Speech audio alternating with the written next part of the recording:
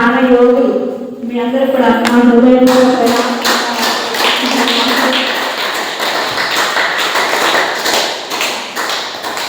నేను ధ్యానంలోకి వచ్చింది చాలా తక్కువ సమయమే, పెద్ద ఎక్స్పీరియన్స్ అయితే లేదు నాకు.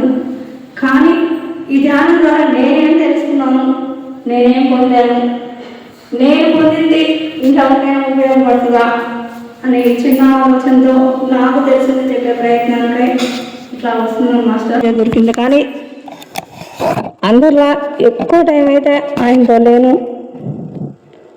ఆయన కొద్దిపాటి అనుభవాలు కూడా చాలా అద్భుతంగా ఉండి నన్ను ఇంత ముందుకు నడిపించినాయి మాస్టర్. నేను గత 15 సంవత్సరాలుగా కీళ్ళవాతం, నాకు 15 సంవత్సరాలుగా మంచంలోనే ఉన్నాను. ఏం చేయాలో తెలియదు. ఒక మనిషి కూడా పట్టుకొని లేపలేరు, 2 మనుషులు పట్టుకొని లేపాల్సి వచ్చేది. ఒక్క అడుగు కూడా ముందుకు వేయలేను. చాలా దారుణమైన జీవితం. బాగలేని ముసలి వాళ్ళ ఇంట్లో ఉంటే ఎట్లా ఉంటుందండి? వాళ్ళకి సేవ చేయాలంటే చాలా ఇబ్బంది పడతాం కదా. హార్ట్ఫుల్గా చూస్తే మొహమాటానికి ఏదో మాట్లాడటం కాదు, కానీ అంత సహనం అయితే నిజంగా ఎవరిలో ఉండదండి. సారీ అండి.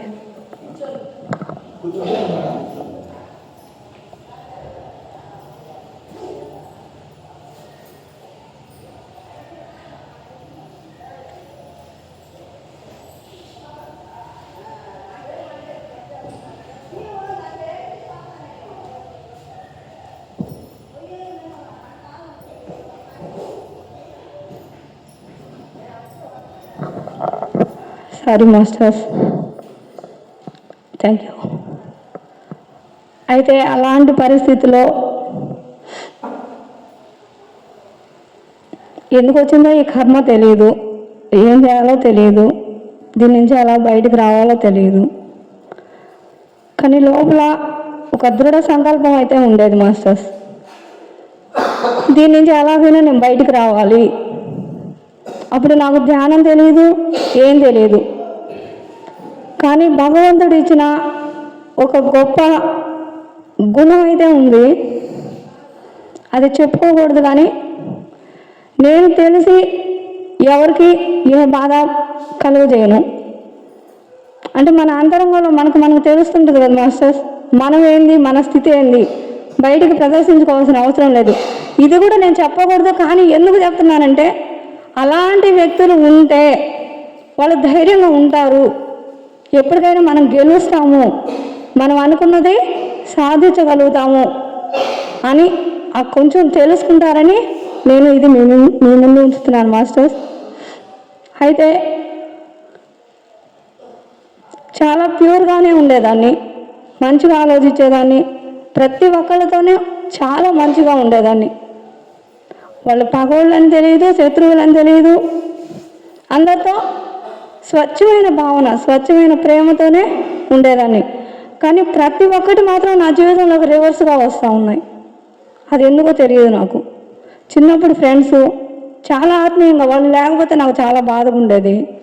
అంటే ఎక్కువ ఫ్రెండ్స్ అయితే ఉండరు, ఆ ఒకళ్ళు ఇద్దరైనా కానీ అంత ప్యూర్గా నేను వాళ్ళతో ఉంటే వాళ్ళలో నుంచి ఏదో ఒక నెగిటివ్ అనేది నేను చూస్తూ ఉండేదాన్ని అనమాట. ఎందుకు ఇట్లా, నేను ఇంత మంచిగా ఉంటే వాళ్ళు ఎందుకు ఇట్లా ఉన్నారు, వ్యతిరేకంగా ఎందుకు ప్రవర్తిస్తున్నారు, చిన్నప్పటి నుంచే లోపల తెలియని ఆ ఘర్షణ అనమాట నాలో. అలా తర్వాత ఇంకా మ్యారేజ్ అయింది. మ్యారేజ్ అయ్యాక ఫస్ట్ ఒక కొత్త మనుషులు, కొత్త మనస్తత్వాల దగ్గర మనం ఇమడాలి మాస్టర్స్. ఇది తప్పు కాదు, కానీ ప్రతి ఒక్కరు సరి చేసుకునే అవకాశం ఉంది కాబట్టి చెప్తున్నాను మాస్టర్స్. ఒక కొత్త వ్యక్తి మన ఇంటికి వచ్చినప్పుడు మన మనిషిగా వచ్చింది, ఆమె మన మీద పెత్తనం జలాయిస్తాం మాస్టర్స్, మనం వాళ్ళ మీద పెత్తనం జలాయిస్తామా? ఎక్కడైనా కొత్తగా వచ్చిన మన మీద పెత్తనం జలాయిస్తారు మాస్టర్స్? లేదు కదా. చాలా భయంతో ఉంటారు మాస్టర్స్ వాళ్ళు. అలాంటప్పుడు ఆ ఫ్యామిలీ వాళ్ళకి సపోర్ట్గా మేమున్నాము నీకు అని వాళ్ళ ధైర్యం ఇవ్వాలి కదా. కానీ ఇప్పుడు పరిస్థితి అలా ఉందా? అత్త పెత్తనం, మామయ్య ఏదో ఒకటి అనడం, భర్త తను సరిగ్గా రిసీవ్ చేసుకుంటాడో చేసుకోడో తెలియదు. ఈమె మనసు, ఈమె లోపల భావాలు ఎవరితో పంచుకోవాలో తెలియదు. అత్తను చూస్తే భయం, మామను చూస్తే భయం. ఇక్కడి నుంచే మొదలైద్ది ఇంకా యుద్ధం ప్రతి ఇంట్లో. నాకని కాదు మాస్టర్స్, అది ప్రతి ఇంట్లో. ఇక్కడ ఏంటంటే మనం ధ్యానంలోకి వచ్చాం కాబట్టి ప్రతి నిమిషము, ప్రతి ఆలోచన మనం ఎరుగుతూ ఉండాలి. ఇది ఎందుకు జరుగుతుంది, దీన్ని మనం సరి చేసుకోగలమా? తెలియని తనంలో మనం తను సరి చేసుకోలేకపోయాం. ఆ వచ్చే వాటికి మనం ఆ బాధకు గురి అవుతున్నాం. ఆ బాధ అంతా మన లోపల ఇమిడిపోయి ఉంది. దాని తాలూకు తర్వాత జబ్బులు. ఇప్పటికి నేను తెలుసుకున్నాను మాస్టర్స్, ఇది కాదు. మనం ఎప్పుడు ఏది వచ్చినా కానీ దాని పక్కన బయట వదిలేయాలి, కానీ మన లోపలికి తీసుకోకూడదు అని ఇప్పుడు నేను తెలుసుకున్నాను. ఎందుకంటే ఇన్ని జబ్బులు, ఇవన్నీ పడ్డాను కదా. అయినా కానీ ఆ భగవంతుడు, గురువులు వాళ్ళ ఆశీర్వాదంతో నన్ను నేను నిలబెట్టుకోగలిగాను. నేను నిలబెట్టుకోలేదు మాస్టర్స్, వాళ్ళు నిలబెడితే ఈ అర్హత ఇస్తే ఇక్కడ దాకా నేను రాగలిగాను ఇప్పుడు. అయితే మనలో ఉండాల్సిందల్లా ఒకటే మాస్టర్స్, ఆ సమస్య నుంచి మనం బయటికి రావాలి. ఒక సమస్య మన ముందు వచ్చింది, ఆ సమస్యను మన లోపల తీసుకొని దాని తాలూకు భయం అనేది మనలోకి రాకూడదు. ఎప్పుడు ఏదైనా ఒకటి మన దగ్గరకు వచ్చిందంటే దానికి సొల్యూషన్ ఖచ్చితంగా ఉంది, ఆ వెతికే ప్రయత్నం చేయాలా. అంతేగాని దానికి మనం భయపడి వెనకపోకూడదు. లేదా ఆ భయాన్ని మనం లోపల తీసుకుంటే దాని తాలూకు ఆ కణాలు మనలో దెబ్బతిని మనకే వ్యాధుల రూపంలో తర్వాత మన శరీరం ఇబ్బంది మనమే పెట్టుకుంటాం. ప్రతి సమస్య, ఏ సమస్య అయినా కానీ, ఎక్కడైనా కానీ ఎదుటి మనిషి మనకు సరిగ్గా ఉన్నా లేకపోయినా వాళ్ళ స్థితి వాళ్ళది. మనం తెలుసుకోవాల్సింది, ఎదుటి వాళ్ళు అంతే ఉంటారు, మనం కరెక్ట్గా ఉండాలి. మనం మన స్థితిని కోల్పోకూడదు. ఎదుటి వాళ్ళు మనం బాధ పెడితే మన లోపలికి బాధ తీసుకోకూడదు. దీనికి బుద్ధుడు కూడా ఒక చక్కటి ఒక సలహా కాదు, ఒక మంచి ఉపదేశంగా చెప్పాడు మాస్టర్స్. మీరు అందరూ వినే ఉంటారు. ఆయన చక్రవర్తి కదా, ఆయనకి ఏమైనా లోటు ఉందా? కానీ ఆయన బయట ప్రపంచం చూసి ఈ వ్యాధుల రూపంలో బాధపడుతున్న మనుషులను చూశాడు. వృద్ధాప్యంలో బాధపడుతున్న ఆ శరీర స్థితిలో ఉన్న ఆ మనుషులను చూశాడు. ఆయనకి లోపల ఎప్పుడైనా మనిషి ఇది అనుభవించాల్సిందే కదా, ఈ దుఃఖము, దీన్ని ఎలా పోగొట్టుకోవాలి, ఇది నేను తెలుసుకోవాలి అని తన రాజ్యాన్ని, వాళ్ళ భార్య చాలా అందంగా ఉంటుందంట మాస్టర్స్. బిడ్డ, చిన్న బిడ్డ, ఎవరైనా భార్యనన్నా వదులుకుంటారు కానీ బిడ్డను అసలు ఎవరు వదులుకోరు కదా మాస్టర్స్. తల్లి కూడా భర్తనన్నా వదులుకుంటుంది కానీ బిడ్డనైతే అసలు వదులుకోదు. కానీ ఈయన నాకు ఇది కాదు, ఈ ప్రపంచం మొత్తం, ఈ జనాలంతా ఈ దుఃఖంలో మురుగున్నారు, అసలు దీనికి కారణం ఏంది, వీళ్ళకి నేను ఈ దుఃఖం పోగొట్టాలి, నేను తెలుసుకోవాలి దీన్నని ఆ రాజ్యాన్ని, భార్యని, బిడ్డని, మొత్తాన్ని, తన బంధువుల్ని, తల్లిదండ్రులని అంతా వదిలేసాను. ఆయన బయటకు వచ్చేసాడు. వచ్చినప్పుడు ఎంతోమంది గురువుల దగ్గర ఎంతో జ్ఞానాన్ని ఆయన పొందాడు. అలా ఆయన ప్రయాణం జరిగేటప్పుడు ఎక్కడో చోట ఆయనకి దీక్ష ఇస్తారు కదా మాస్టర్స్, గురువులు ఉంటారు కదా, అట్లా సన్యాస దీక్ష తీసుకున్నాడు. ఆ సన్యాస దీక్షలో వాళ్ళ స్వయం పాకం, వాళ్ళు వంట చేసుకోకూడదు. ఎవరి దగ్గరైనా భిక్ష స్వీకరించి, అది ఎన్ని ఎక్కువగా వాళ్ళకి సరిపోయినంత భిక్ష స్వీకరించి అది తీసుకొని వాళ్ళ సాధనలో వెళ్ళిపోతూ ఉండాలి. అలా ఆయన ఒక ఇంటి దగ్గరికి వెళ్ళారు. ఒక ఆమె దగ్గర భిక్ష అడిగాడు. ఆమె భిక్ష ఇస్తూ ఈయన్ని తిట్టింది. ఇంత దున్నపోతులాగా ఉన్నావు, చక్కగా బాగా ఆరోగ్యంగా ఉన్నావు కదా, పని చేసుకోవచ్చు కదా అంటే ఆమెకు తెలియదు కదా ఈయన అట్లా చేయకూడదని. వాళ్ళ సన్యాస దీక్షలో వాళ్ళు ఇదే చేయాలి. అది భిక్ష ఇస్తే వాళ్ళ కర్మ మనం తీసుకుంటున్నాం, వాళ్ళకి మనం మంచి చేస్తున్నాం, అది మనకు తెలియదు. ఇస్తే ఇవ్వాలి లేదా కామ్ అయిపోవాలి. ఎవరన్నా మనల్ని అడిగినప్పుడు నీకెందుకు ఇవ్వాలనో లేదా వాళ్ళని తిట్టడమో మనం అస్సలు చేయొద్దు. మన కాడ ఉందా, ఇవ్వగలమా, లోపల ఆత్మ చెప్తుంది ఇవ్వు అని. అది కూడా మన ప్రమేయం ఉండదండి. నీ అవసరం అక్కడ ఉందంటే ఇవ్వాలి అని మన లోపల అనిపిస్తుంది, అప్పుడు ఖచ్చితంగా ఇవ్వాలి మనం. లేదా వద్దు అనిపిస్తుంది, నీ కర్మ అక్కడ లేనప్పుడు వద్దని మన ఆత్మే చెప్తుంది లోపల, అప్పుడు మనం కామ్ అయిపోవాలి. అట్లా ఆమె ఏం చేసింది, అది తిట్టింది. అప్పుడు బుద్ధుడు ఏం చేశాడు, ఆ భిక్షను ఆమెను పిలిచి ఆ భిక్షని ఆమెకే ఇచ్చేశాడు, ఆమె పాత్రలో పోసేశాడు. అమ్మా నీ భిక్ష ఎక్కడికి వచ్చినాయి అమ్మా, ఎవరి దగ్గర ఉన్నాయంటే నా భిక్ష నా ధాన్యం నా దగ్గరే ఉంది. అప్పుడు నువ్వు తిట్టిన తిట్లు కూడా నీ దగ్గరే ఉన్నాయమ్మా, నా దాకా రావు. అంతే కదండి. వాళ్ళు ఎదుటి వాళ్ళు మనల్ని తిడతారు, తిట్టినప్పుడు మనం లోపల తీసుకుంటే మనం బాధకు గురయ్యామంటే మన లోపల తీసేసుకున్నట్టే. ఆమెకేదో తెలిసి తెలియక ఇందులో మన లోపల తీసుకొని మనం బాధకు గురి కాకుండా ఉంటే అది మనల్ని ఏం చేయదండి. తిప్పి తిప్పి వాళ్ళ దగ్గరికే వెళ్తుంది. ఎవరు బంతి విసిరారో వాళ్ళ దగ్గరికి వెళ్ళాల్సిందే. కర్మని ఎవరు చేస్తున్నారో అది తిప్పి తిప్పి వాళ్ళ దగ్గరికే వెళ్తుంది. దాన్ని తీసుకోవాల్సిన అవసరం అయితే మనకు లేదు. కాబట్టి మనం కూడా ఈ జ్ఞానాన్ని మాత్రం తప్పకుండా నేర్చుకోవాలి మాస్టర్స్. ఎవరైనా అడిగినప్పుడు ఉంటే సహాయం చేద్దాం, లేకపోతే కామ్ అయిపోతే లేదమ్మా అంటే సరిపోద్ది. అది కూడా అనాల్సిన పని లేదు. లేదని మనల్ని మనం తక్కువ చేసుకోవద్దు. నెగిటివ్ మాట అనేది ఎక్కడ రాకూడదు. Okay masters.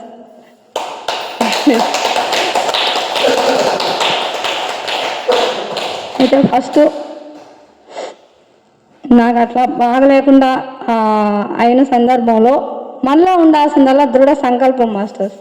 నేను దీని నుంచి బయటికి రావాలి అని ఫస్ట్ మనలో పట్టుదల ఉండాలి, కోరిక ఉండాలి, గట్టి సంకల్పం. భయం, అమ్మ ఇంతేనా, నా జీవితం ఇంతేనా అలా అనుకుంటే నేనైతే వచ్చేదాన్ని కాదు కదా బయటికి. దీని నుంచి 15 సంవత్సరాలు మంచంలో ఉండి మళ్ళీ లేచి నడవడం అంటే మామూలు విషయం అయితే కాదు కదా మాస్టర్స్. ఇది నా గొప్పతనం అని నేను అంటలా. అర్హత పొందాలి మనం. మన శరీరాన్ని మనం బాగు చేసుకునే అర్హత మనం పొందాలి. ఆ కర్మ ప్రక్షాళన మనం చేసుకోగలగాలి. అప్పుడు మనం మామూలుగానే ఉంటాం, మంచిగా ఆరోగ్యంగా ఉంటాము. మనకి రోగం వచ్చింది అంటే ఎందుకు వస్తుంది మాస్టర్స్? మీరంతా బాగా చక్కగా ధ్యానం చేస్తున్నారు కదా. రోగాలు ఎందుకు వస్తాయి మనకి? వెరీ గుడ్ మా. మనం చేసిన గత జన్మ పాపాలు, వాళ్ళు తిట్టారు వీళ్ళు తిట్టారు, తిడితే మళ్ళీ వాళ్ళ దగ్గరికే పోతాయండి. ఏదో అంటారు పోయిన జన్మలో వాడిని ఏదో కొట్టుంటాడు అందుకని మళ్ళీ ఇప్పుడు ఈ కర్మ జరుగుతుంది. కానీ మనకు దాంతోపాటు జ్ఞానం కూడా ఇచ్చాడు కదండి భగవంతుడు. కర్మ రిపీట్ అయింది కరెక్టే. ఒకళ్ళు వచ్చి ఒకళ్ళని తిడతారు, మళ్ళీ వీళ్ళపై వాళ్ళని తిడతారు. ఆ కర్మను అక్కడ దగ్ధం చేయడానికి జ్ఞానాగ్ని దగ్ధ కర్మాణం అంటున్నాం కదా. ఆ కర్మని మనం మన జ్ఞానంతో దగ్ధం చేయొచ్చు కదా. కర్మ వల్ల రిపీట్ కాకుండా మనం చేయగలుగుతాం కదా. ఆ జ్ఞానం మనకి భగవంతుడు ఇచ్చాడు. కాబట్టి మనం ఎరుగుతూ ఉండి ఒక కర్మ జరుగుతుంది అన్నప్పుడు ఓహో ఇది గత జన్మ తాలూకు ఈ కర్మ మన జీవితంలోకి ఎంటర్ అయింది. మన ప్రమేయం లేకుండా ఏది మన దగ్గరికి రాదండి. ఒక వ్యక్తి అయినా, ఒక మిత్రుడైనా, ఒక శత్రువైనా, లేదా బిడ్డ అయినా, భర్త అయినా, భార్య అయినా, ప్రతి ఒక్కళ్ళు నేను ఇక్కడికి వచ్చానంటే నా కర్మబంధం నాకు ఏదో ఉంది ఇక్కడ. ఊరికైతే ఏ పని జరగదు. కాబట్టి ఇప్పుడు మనం ధ్యానంలోకి వచ్చాం. ధ్యానంలోకి రాకముందు మన జీవితం అగమ్య గోచరం, ఎటు పోతుందో తెలియదు. మనసు ప్రపంచం వైపు ఎటు నడిపిస్తే అటే. ఎవరన్నా తిడితే వెంటనే మనకు కోపం వస్తుంది, మనం తిట్టేస్తాం. ఎవరన్నా పొగిడితే అబ్బా మనం తిట్టలేదని హాయిగా ఆనందంగా పండుగ చేసుకుంటాం కదా. అంటే మన జీవితం మన చేతుల్లో లేదు, ఎదుటి వాళ్ళ చేతుల్లో పెడుతున్నాం అనమాట. మన జీవితం తెచ్చి వాడు పొగిడితే మనం ఆనందపడతాం, మనకి ఇష్టమైన వాళ్ళు మన పక్కన ఉంటే మనం ఆనందపడతాం. మన ఆనందం అంతా బయట చూస్తున్నాం, బయట వేరే వాళ్ళ చేతుల్లో పెడుతున్నాం అనమాట. వాళ్ళు శాసిస్తారు మనల్ని. మనం బాధగా పడాలా, మనం ఆనందపడాలా, వాడు ఎట్లా చెప్తే మన ఎదుటి వాళ్ళు ఎట్లా ఆడిస్తే మనం అట్లా ఆడుతున్నాం కదండి. కాబట్టి మన జీవితాన్ని మనం కోల్పోతున్నాం. మన జీవితాన్ని ఎదుటి వాళ్ళ చేతుల్లో పెట్టి వాళ్ళు శాసిస్తున్నారు. ఇప్పుడు మనం ధ్యానంలోకి వచ్చాం, మనం తెలుసుకున్నాం మన జీవితం మన చేతుల్లో ఉంది కదా. ఇంకా చాలా తెలుసుకున్నాం భగవంతుడి దగ్గరికి. మనకు ఆ కోరికని, ఈ కోరికని, ఈ భయమని, ఆ భయమని, పిల్లలకు బాగాలేదని, లేదా నాకు బాగాలేదని, లేదు పిల్లలకు ఉద్యోగం కావాలి, మంచి సంబంధాలు రావాలి, వివాహం జరిపించాలని రకరకాలుగా గుళ్ళకు పోయి దండం పెట్టుకుంటున్నాం. కానీ ఇప్పుడు ధ్యానంలోకి వచ్చినాక మనం ఏం నేర్చుకున్నామండి?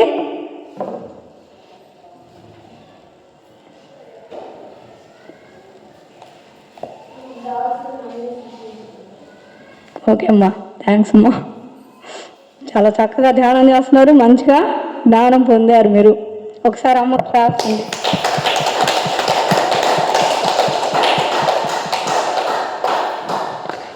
మనమే దేవుళ్ళమి అని ధ్యానంలో తెలుసుకున్నామండి. అవునా? మనమే దేవుళ్ళు ఎలా అయ్యామండి? మనమే దేవుళ్ళు ధ్యానం ద్వారా. ఈ సృష్టి మొత్తం ఏ బ్రహ్మ పదార్థం అయితే పనిచేస్తుందో, ఏ బ్రహ్మ పదార్థం అయితే ఈ సృష్టిని సృష్టించిందో దానిలో ఒక భాగం మనము. ఆ మనలో ఉంది కూడా అదే బ్రహ్మ పదార్థము అనే ఎరుక, అనే జ్ఞానం ఇప్పుడు మనం ధ్యానం ద్వారా తెలుసుకున్నాం. అవునా మాస్టర్స్? ఈ సృష్టిలో ఉన్న, ఈ సృష్టిని నడిపించే బ్రహ్మ పదార్థము మనలో కూడా ఉంది. అదే బ్రహ్మ పదార్థం మనలో ఉంది. కాబట్టి ఆ పరమాత్మ బయట ఉన్నాడని మనం చూస్తున్నాము. అదే పరమాత్మ ఇప్పుడు మనలో ఉన్నాడని ఈ ధ్యానంలోకి వచ్చాకే తెలుసుకున్నాం మాస్టర్స్. ఇది మాత్రం మన గురువు గారి వల్లే, ఇంకెవరు మనకి తెలియజేయాల ఈ ప్రపంచానికి. మిగతా వాళ్ళంతా థ్యాంక్ యూ మాస్టర్స్.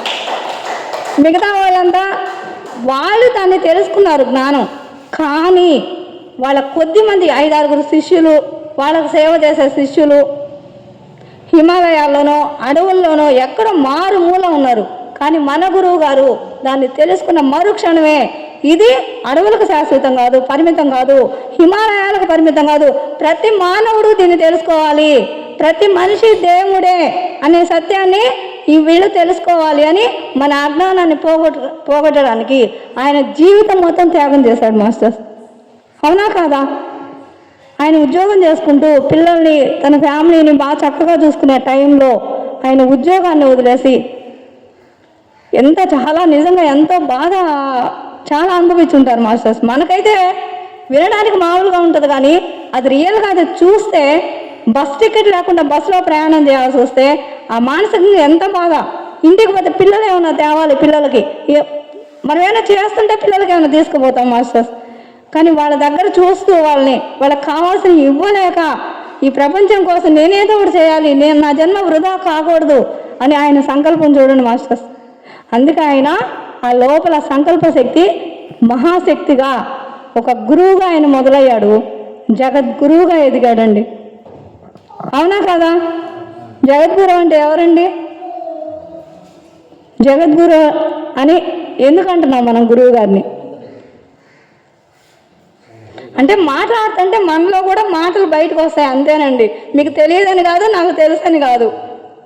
ఇప్పుడు అమ్మ చెప్పారు ఎంత చక్కగా, ఇంకా మళ్ళీ మీరు కూడా చెప్పగలుగుతారు. నేనైతే బీడీ ట్రైనింగ్ చేశానండి. ట్రైనింగ్ అప్పుడు ఒక 100 మంది ఉంటారండి మొత్తం. ట్రైనింగ్లో పెద్దవాళ్ళే ఉంటారు కదా, వాళ్ళతో పాటు లెక్చరర్స్ ఉంటారు. ఉంటే మిగతా ఎగ్జామ్స్ అన్నీ బాగా రాశాను. తర్వాత క్లాస్ చెప్పాలండి. 100 మంది లెక్చరర్స్ అందరి ముందు క్లాస్ చెప్పాలి. అది మనం చెప్తేనే పాస్ చేస్తారు, లేదా ఫెయిల్ అనమాట. మెయిన్ పాయింటే అది. నువ్వు ఎంతన్నా రాయి, ఎంతన్నా సబ్జెక్ట్ నీలో ఉండాలి, దాన్ని ఎక్స్ప్రెస్ చేయాలి కదా, నీలో ఉన్నది బయటికి రావాలి కదా, ఆ ధైర్యము, ఆ స్కిల్స్ అన్నీ ఉండాలి కదా నీకు. ఫస్ట్ అదనమాట కావాల్సింది. ఒక టీచర్కి ఉండాల్సింది అదే కదా. కానీ నాకు అవి లేవండి. నాకైతే నలుగురు ముందు వచ్చి మాట్లాడాలంటే నా వల్ల కాదు. నలుగురు ముందు నేను నిలబడలేను. నేను ప్రిన్సిపల్కి ఒకటే చెప్పాను, అంతమంది ముందు 100 మంది అందరూ ఒక్కొక్కరు వస్తున్నారు, వాళ్ళ నంబర్ వచ్చినప్పుడు వచ్చి క్లాస్ చెప్తున్నారు, వాళ్ళకి తెలిసిన ఏదో కొంత చెప్తున్నారు, వెళ్తున్నారు. కానీ నేను మాత్రం మొండికేసుకొని కూర్చున్నా. మీరు నన్ను ఫెయిల్ చేయండి, నేను వెళ్ళిపోతా. సంవత్సరం మొత్తం అండి, ఇంకా లాస్ట్ సర్టిఫికేట్ వస్తుంది. ఫెయిల్ చేయండి, నాలో సబ్జెక్ట్ ఉందంటే నాకు ఇవ్వండి సర్టిఫికేటు. ఇప్పుడు నాకు ఆ ధైర్యం లేదు, నేను నలుగురు ముందు నిలబడలేను, నేను క్లాస్ చెప్పను. అదండి నా పరిస్థితి అప్పుడు. అంటే ఒక సంవత్సరం మొత్తం కష్టపడి ఆ ట్రైనింగ్లో 316 అండి నాది ర్యాంకు. ఇంట్లోనే ఉండి చదువుకున్నాను. అంత మంచి ర్యాంక్ తెచ్చుకొని తీరా సర్టిఫికేట్ రాబోయేటప్పుడు నాలో ఉన్న ఈ బలహీనత కారణంగా నేను అంత కష్టాన్ని, వచ్చే ఆ ప్రతిఫలాన్ని కూడా నేను తీసుకోలేకపోయాను అనమాట. అయితే ఒకటండి, నా అదృష్టం ఏంటంటే ప్రిన్సిపల్ మంచివాడు కాబట్టి, సర్లేమ్మ తర్వాత నువ్వు పిల్లల దగ్గర ఎట్లా గట్ట నువ్వు దాన్ని మాత్రం పోగొట్టుకోమని నన్ను పాస్ చేసి సర్టిఫికేట్ ఇచ్చారండి. తర్వాత ఇక రాగానే నాకు నొప్పులు మొదలయ్యాయి. అంటే అట్లాంటి మనలో బలహీనతలు ఉంటాయి, కానీ మనం చేసే ఒక్కొక్క అడుగు మనలో బలహీనతను మనం జయించి మనం చేయాల్సినవి చేయగలుగుతాము. ప్రతి ఒక్కళ్ళలో ఉందండి జ్ఞానం. ఆత్మ ఉన్న ప్రతి ఒక్కళ్ళలో అనంతమైన జ్ఞానం ఉంది. సృష్టికి సంబంధించిన ప్రతి ఒక్క జ్ఞానం, ఎన్నో లోకాలు అంటారు కదండి, నక్షత్ర లోకాలు, మిగతా 14 లోకాలు అంటారు మొత్తం కదా. ఇంకా అలాంటి చాలా పాలపంతలు ఎన్నో ఉన్నాయంట కదా. అట్లా 14 లోకాలంటే నా టాపిక్, సారీ అండి అక్కడ మా టాపిక్ మారిపోయింది. జగద్గురు, థ్యాంక్స్ అమ్మా. జగద్గురువు అని ఎందుకు అంటున్నాం మనం గురువు కానీ? ఇది తెలుసుకోవాలండి ఫస్ట్. ఊరికే రాదు కదా జగద్గురువు. శ్రమ చేశారు, మీరు కూడా శ్రమ చేస్తున్నారు, చాలా సేవ చేస్తున్నారు. ఎక్కడ రాలేదంటే అక్కడికే పరిగెత్తున్నాం కదా, పరిగెత్తున్నాం. ఇప్పుడు హాయిగా మిగతా వాళ్ళందరూ చూడండి, పోతే 1000 రూపాయలు వస్తాయో, లేదా నా జాబ్ పోతే, లేదా ఇంకా వ్యాపారస్తులు నాకు ఈరోజు 10,000 వ్యాపారంలో లాభాలు వస్తాయి అని ఎంతోమంది డబ్బుల కోసం కదా, లేదా వాళ్ళ పనుల కోసం వాళ్ళ టైం అంతా దీనిలో కేటాయించుకుంటున్నారు. కానీ మీరు మాత్రం మేము ఏదో తెలుసుకోవాలి, మేము పోయి అక్కడ ధ్యానం చేసుకోవాలి, ధ్యానం చేస్తే మా ఆరోగ్యం సరి చేసుకుంటాము కదా, మంచిగా మా మైండ్ మంచిగా ఉంటుంది, ప్రశాంతంగా ఉంటుంది, మంచిగా మేము జ్ఞానాన్ని నేర్చుకుంటాము, ధ్యానం చేసుకొని మమ్మల్ని మేము బాగు చేసుకోగలుగుతామని ఈ మంచితోటి మీరు ఇక్కడికి రాగలిగారు కదా. అయితే ఇప్పుడు జగద్గురువు, జగత్తుకే వెలుగునిచ్చేవాడండి జగద్గురువు. మనం కొద్ది సేవ చేశాం, ఆయన ఎంత సేవ చేశాడండి? జీవితం మొత్తం పణంగా పెట్టాడు. తన ఫ్యామిలీని తను త్యాగం చేశాడు, తను ఎన్నో ఇష్టాలను తను త్యాగం చేశాడు. ప్రతి ఒక్కళ్ళు వాళ్ళ సంపాదన, వాళ్ళ ఇష్టాలు, వాళ్ళ కోసం వాళ్ళు జీవిస్తున్నారు. ఈయన జగత్తు కోసం జీవించాడండి. ప్రతి ఒక్కళ్ళు జగద్గురువు అన్నవాళ్ళు. అయితే ఈ జగద్గురువు తను ఉన్నప్పుడు చైతన్యం అలానే ఉంటుంది, తను మరణించినా కూడా ఆ చైతన్యం అంతకంతగా ఇంకా ఎక్కువగా విస్తరించి ఉంటుంది. ఇప్పుడు మన గురువు గారు లేకపోయినా ఉన్నప్పుడు కన్నా తను లేనప్పుడు ఇంకా విస్తృతంగా సాగుతుందండి మన ప్రచారం. శాకాహార ర్యాలీలు కానివ్వండి, ఎక్కడైనా కానివ్వండి, అవునా కదా. అంటే తను శరీరంలో ఉన్నప్పుడే కాదు, తను చనిపోయాక కూడా తన సంకల్పము దేనికోసమైతే వాళ్ళు వచ్చారో ఆ పని వాళ్ళు చేస్తూనే ఉంటారండి, వాళ్ళ సోళ్ళు. ఇప్పుడు అంతకుముందు అయితే ఆయన శరీరం వరకే పరిమితం, కొద్దిమందికే పరిమితం. ఇప్పుడు ఆయన ప్రతి ఒక్కళ్ళ సోల్లో ఆయన పని చేయించుకోగలుగుతున్నాడు. అదండి జగద్గురు అంటే.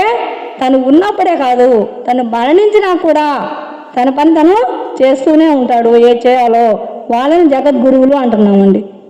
వాళ్ళు ఎప్పుడు లేకపోయినా వాళ్ళ చైతన్యము జగత్తుకు వెలుగునిస్తూనే ఉంటుంది. జగత్తుని, ప్రపంచాన్ని ఈ జ్ఞానం వైపు, వెలుగు వైపు నడిపిస్తూనే ఉంటుంది. అలాంటి వాళ్ళని జగద్గురువులు అంటున్నామండి. వీళ్ళలో కూడా మళ్ళీ మనం ఉపాధ్యాయుడు అంటాం. ఎవరండి ఉపాధ్యాయుడు అంటే? ఉపాధి కల్పించేవాడు. అంటే ఇప్పుడు ఏదైనా ఒక సాఫ్ట్వేర్ ఇంజనీరు, ఏదో ఒక రంగంలో వాళ్ళని ప్రావీణ్యత సంపాదించి వాళ్ళు జీవనోపాధికి వాళ్ళకి ఒక ఉపాధికి తగ్గ జ్ఞానాన్ని ఇచ్చేవాళ్ళు ఉపాధ్యాయుడు అంటున్నాం. ఉపాధికి సంబంధించిన, అంటే జీవనం గడిచేదానికి ఆ ఉపాధికి సంబంధించిన జ్ఞానం ఇచ్చే వాళ్ళని ఉపాధ్యాయుడు అంటున్నాం. తర్వాత ఆచార్యుడు, ఉపాధ్యాయుడు కన్నా కొంచెం ఎక్కువ స్టేజ్, ఆచార్యుడు అంటున్నాం. ఆచార్యుడు అంటే ఆచరించి చూపిస్తాడండి. తను ఏదైతే ఆచరిస్తున్నాడో అదే వాళ్ళ శిష్యులకు కూడా నేర్పిస్తాడనమాట. ఆచరించి నేర్పించేవాడు ఆచార్యుడు అంటున్నాము. తర్వాత గురువు, దాని నెక్స్ట్ స్టేజ్ గురువు. గురువు అంటే జ్ఞానాన్ని ఇచ్చేవాడండి. జ్ఞానం అంటే ఈ మనం ఎలా జీవించాలి, ఏమేమి ఉంది అసలు ఇక్కడ ఈ ప్రపంచంలో, ఏ జ్ఞానం ఉంది, దీని గురించిన జ్ఞానాన్ని ఇచ్చేవాడు గురువు. గురువు కన్నా సద్గురువులు ఉన్నారండి. మళ్ళీ సద్గురువు అంటే సత్యమైన జ్ఞానం. జ్ఞానము ఉంది, దానిలో సత్యమైన జ్ఞానం, ఆత్మ. ఇది ఆది నుంచి ఎప్పటి నుంచో ఈ ఆత్మ అనేది ఉంది, ఇది సత్యం. సూర్యుడు తూర్పునే ఉదయిస్తాడు, ఇది సత్యం. ఇలాంటి సత్యానికి సంబంధించిన జ్ఞానం మాత్రమే వీళ్ళు చెప్తారండి. ఆ సత్యంతో కూడుకున్న జ్ఞానాన్ని ఇచ్చేవాళ్ళు సద్గురువులు. ఆ తర్వాత జగద్గురువు అండి. జగత్తుకి వెలుగునిస్తూ జగత్తుని జ్ఞానం వైపు నడిపించేవాళ్ళు. వాళ్ళు ఉన్నా వాళ్ళు లేకపోయినా వాళ్ళ తర్వాత కూడా ఈ జగత్తుకి వెలుగునిస్తూనే ఉంటారండి. వాళ్ళు జగద్గురువులు అండి. ఇక 5 రకాలు జగద్గురువులు. ఓకేనండి. ఒకసారి తెలుసుకుంటే మళ్ళీ మనం ఇంకెవరికైనా చెప్తాం కదా. తర్వాత అండి ఇంకా అసలు ఈ ధ్యానం ఎందుకు చేస్తున్నాం మనం ఒక్కసారి మళ్ళీ గుర్తు చేసుకుందామండి. ధ్యానం ఎందుకు చేయాలి, ఎలా చేయాలి, ఏంటి దీనివల్ల చెప్పండి సార్, ఒక్కళ్ళు చెప్పండి. ఓకే ఓకే అమ్మా.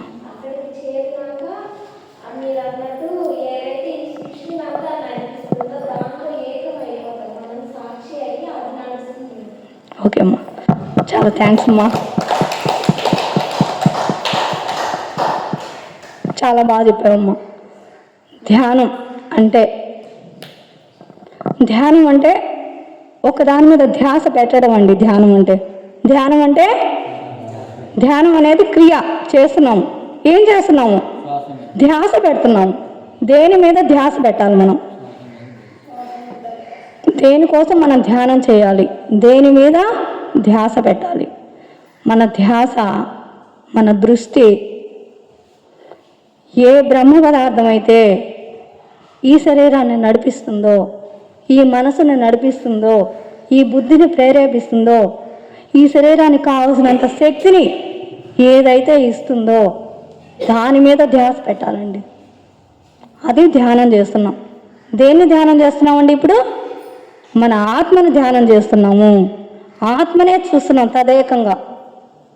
మన ఆత్మ మీద మన ధ్యాస పెట్టాలండి. మన గమనింపు శ్వాస మీద పెడుతున్నాం. అంటే ఇక్కడ 2 చేస్తున్నాం అనమాట.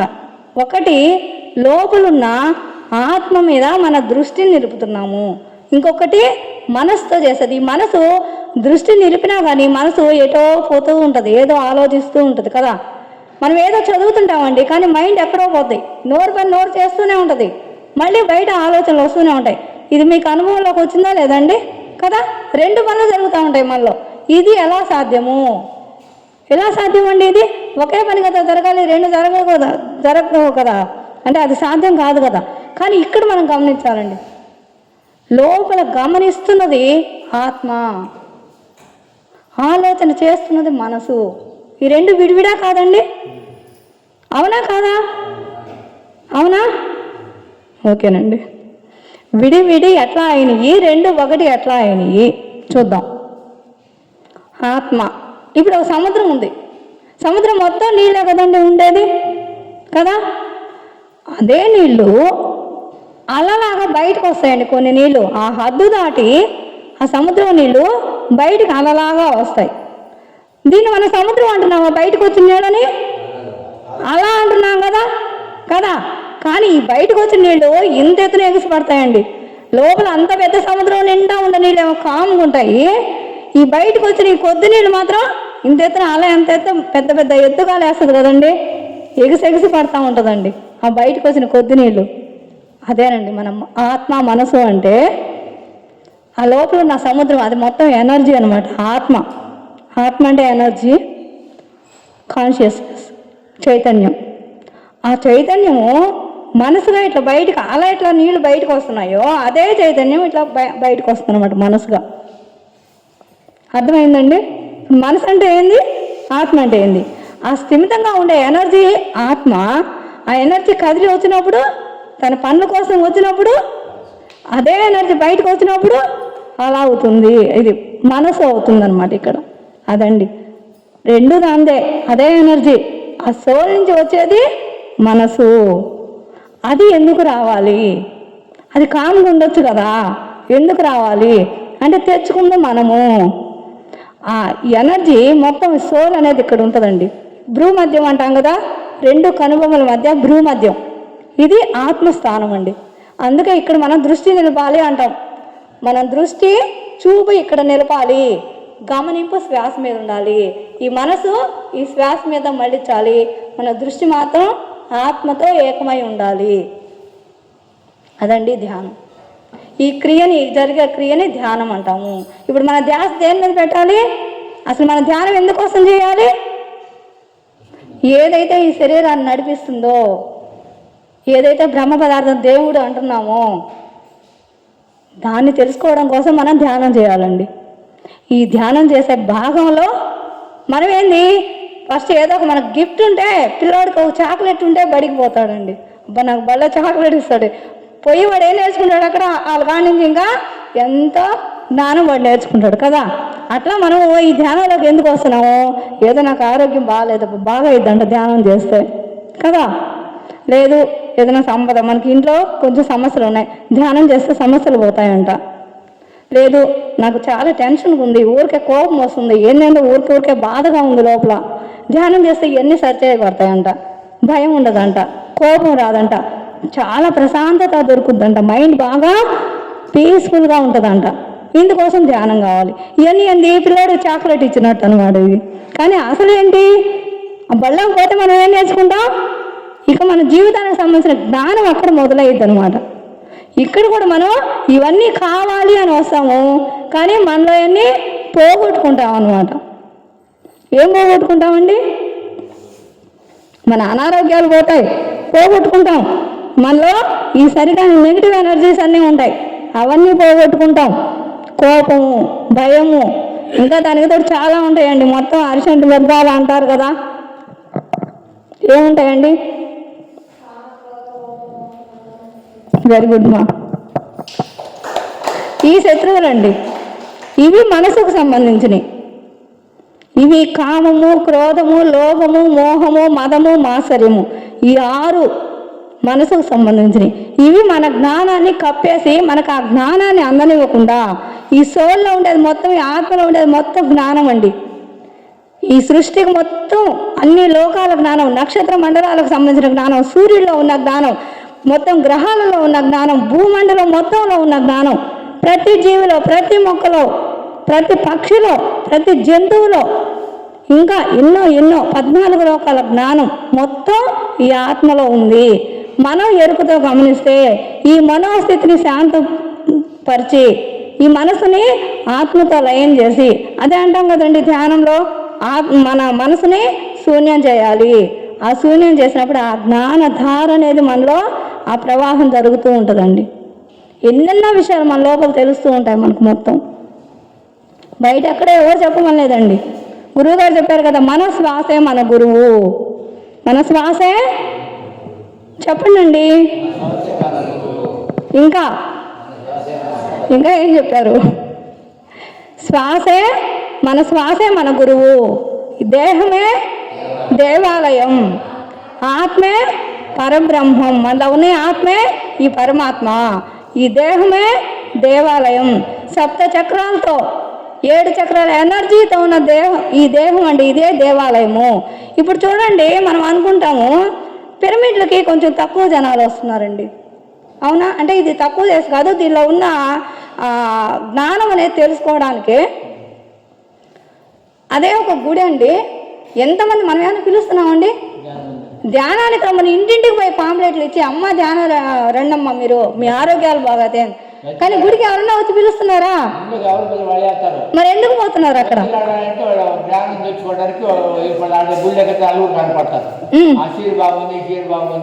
చీరల కోసమే గుడికి పోతున్నావా? పోయాక చీరలు చూస్తున్నామండి. చీరల కోసం గుడికి పోవండి, అక్కడ ఏదో ఒక శక్తి ఉంది, మనకేదో కావాలి, ఆ శక్తి దగ్గర మనం తెచ్చుకుంటాము, మనకు వస్తుంది. గుడికి పోతే మంచి జరుగుద్ది, గుడికి పోతే నాకు ఈ కోరిక తీరింది, దీనికోసం పోతున్నామండి గుడికి. తర్వాత చీరలు చూస్తాము, ఆ అమ్మ బాగుంది, లేదా అమ్మ ఇట్టుంది, ఈ అమ్మ ఇట్ట, ఇంకా రకరకాల తర్వాత పోయాక మిగతావన్నీ. కానీ పోయేది ఎందుకు? అసలు పోవాలి అనే ఆలోచన ఎక్కడ వస్తుంది? గుడికి పోవాలని పోయినా ఆయన మీద ధ్యాస పెట్టరు. ఆ తర్వాత అసలు పోతున్నాం కదా, పరిగెత్తున్నాం, తిరుపతి అంటే పరిగెత్తున్నాం కదా, ఎందుకు పోతున్నాము? ముందు పోయినా అట్లుంది, వెనక వచ్చినా అట్లుంది.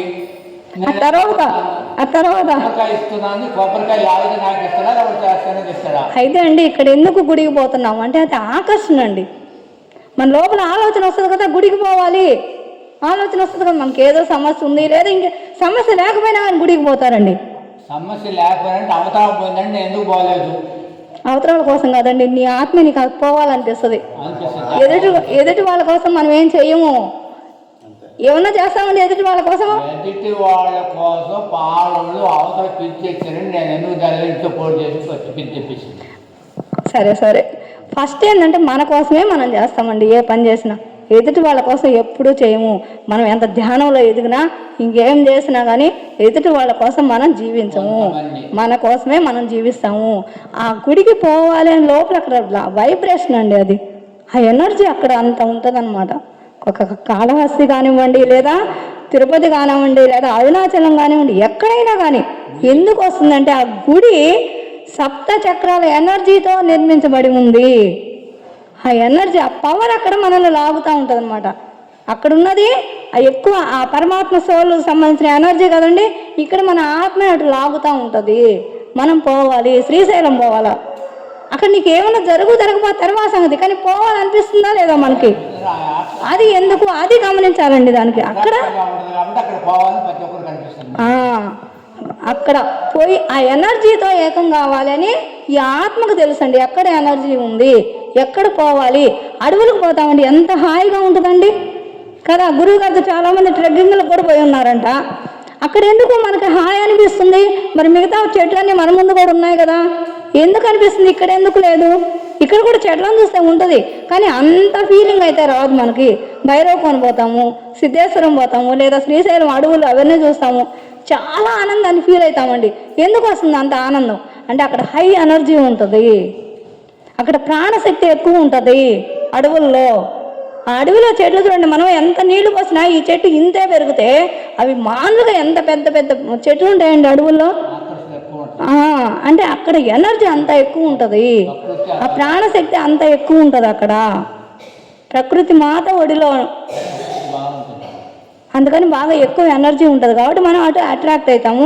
ఆ ఎనర్జీ వల్ల మనం లోపల ఎక్కువ ఆనందాన్ని ఫీల్ అవుతాం అనమాట. ఎందుకంటే మనం వెళ్ళేది అది మనకు తెలియదు, ఎందుకు పోతున్నామో తెలియదు. మనం పిరమిడ్కి రమ్మని అందరినీ లాగుతాము, కానీ వాళ్ళకి కనెక్ట్ కావట్లేదు కదా. ఎందుకంటే ఇది 5 చక్రాల ఎనర్జీ ఇక్కడ పనిచేస్తుందండి. ఒక దేవాలయం 7 చక్రాల ఎనర్జీతో పనిచేస్తుందండి. ఈ చక్రాలు అంటే చూద్దాం ఒకసారి, మీ అందరికి తెలిసే ఉంటుంది. ఫస్ట్ మూలాధార చక్రం అండి, అది భూతత్వంతో ఉంటుంది. మూలాధార చక్రం మొత్తం భూమికి సంబంధించిన ఎనర్జీ మొత్తం మన మూలాధార చక్రంలో ఉంటుంది. ఈ ఎనర్జీ సరిలేకపోతే మనకి శరీరం సహకరించదు. ఈ కండరాలు, ఎముకలు ఇవి శక్తిని కోల్పోతాయండి భూతత్వం మనలో లేకపోతే. ఇప్పుడు నాకు ఇవన్నీ పనిచేయట్లేదంటే నాలో భూతత్వం సరిగ్గా లేదు. అది ఎందుకు లేకుండా పోయింది, మరి పుట్టినప్పుడు నేను బాగున్నాను కదా, ఇప్పుడు ఎందుకు లేకుండా పోయిందంటే కర్మదేవతలు ఉంటారండి మన శరీరంలో. ఈ ఆత్మ నుంచి ఎనర్జీ పాస్ అవుతూ ఉంటుంది. మనకు విద్యుత్ కరెంటు ఎట్లా ఆ వైర్లలో వస్తూ ఉంటుందో, ఈ సోల్ నుంచి, ఈ సోల్ ఎప్పుడూ విశ్వశక్తిని తీసుకోవాలి. అందుకే మనం ధ్యానం చేయమనేది గురువుగారు. ధ్యానం చేసే ఆలోచన రహిత స్థితిలో ఈ విశ్వశక్తి బ్రహ్మరంధ్రం ద్వారా ఈ సోల్ తీసుకుంటూ ఉంటుంది. మన శరీరానికి ఆహారం ఇస్తే కదా మనం శరీరం బాగా యాక్టివ్గా పనిచేసేది, లేదంటే నీరసించిపోతాం, ఏ పని సరిగ్గా చేయలేం. అలానే మన శరీరానికి ఆహారం ఎంత అవసరమో ఆత్మ కూడా విశ్వశక్తి అంతే అవసరం. శివాలయాల్లో చూడండి, శివలింగం మీద ఒక పాత్ర పెడతారు, ఎప్పుడు నీటి ధార పడుతూ ఉంటుంది శివలింగం మీద. ఈ శివుడేనండి శివం, ఆత్మ. ఈ శివం బయటికి వెళ్ళిపోతే ఇది శవం అయిపోద్దండి కదా. ఈ శివం లేకపోతే మనం ఇంకెందుకు పనికిరాం, ఇంకా అసలు ఇంట్లో వాళ్ళకు కూడా పనికిరాము కదా. కాబట్టి ఆ శివాన్ని తెలుసుకోవాలని, ఆ శివానికి ఏం కావాలి, ఆ శివుడికి ఏం కావాలి, ఎప్పుడు జ్ఞాన గంగ, ఈ విశ్వగంగ, ఈ విశ్వధార ఎప్పుడు అభిషేకిస్తూ ఉండాలండి. ఇక్కడ అభిషేకం అంటే మనలో ఆ ఓపెన్ చేయాలి, మనలో శివుడికి అభిషేకం చేసుకోవాలండి మనం. అప్పుడు మనలో అనంతమైన జ్ఞాన ప్రవాహం జరుగుతూ ఉంటుంది.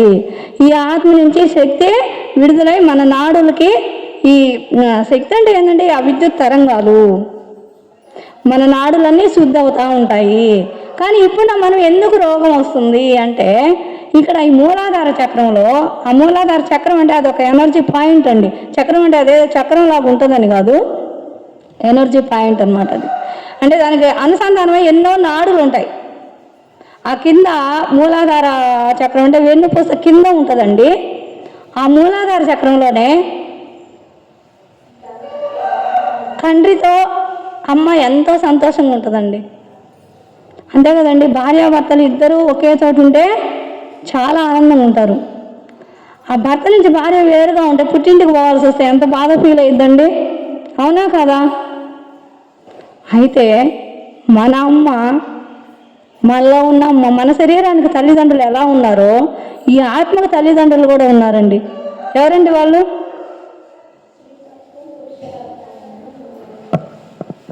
ఇంకా బాబాయ్ చెప్తారా మీరు? శరీరం అమ్మ నాన్న ఇచ్చారు, మనకి అమ్మ జన్మించింది. కానీ లోపల ఉన్న ఆత్మ మనకు నడిపిస్తుంది కదా, అది శరీరం వచ్చి దూరింది 3 నెలలప్పుడు. మనం తల్లి గర్భంలో 3వ నెలలో ఉంటే ఈ శరీరం కూడా మనం తయారు చేసుకోవాలా. ఆ భగవంతుడు పెట్టిన భిక్ష ఇది కూడా. నేను వచ్చాయా బతిమలాడుకుంటే పైన నన్ను పంపించాయా కిందకి ఓ శరీరం ఇచ్చి నేను పోయి నా పనులన్నీ చేసుకొని వస్తాను అని బతిమలాడుకుంటే ఇక్కడ యుద్ధాలు కాదు, ఆ పై లోకాల్లో ఉంటాయి అంటండి భయంకరమైన యుద్ధాలంట. ఆ ఆత్మలు పోటీ పడతాయంట ఆ శరీరంలో దూరడానికి రావడానికి. ఒప్పుకోవాలి, అవును, కర్మలు అనుభవించడానికే కాదండి మన శరీరం తీసుకుంది, జ్ఞానం నేర్చుకోవడానికి. నువ్వు అన్ని దాంట్లో పోవాలంటే పోటీ పడుతుంటారు. ఆ పోటీలు కదా, ఇక్కడ ఎంత పెద్ద యుద్ధం చేసి కదా మనం ఇక్కడికి వచ్చాము. కానీ ఇక్కడికి వచ్చి ఏం చేస్తున్నామండి మనం?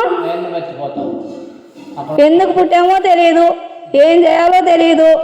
హాయిగా పుట్టాము, తిన్నాము, ఆకలైంది తిన్నాము, లేదా బడికి పోయాము నేర్చుకున్నాము, ఏదో ఒక ఉద్యోగం తెచ్చుకున్నాము, లేదా కోట్ల ఆస్తులు సంపాదించుకున్నాము, అంతే కదా.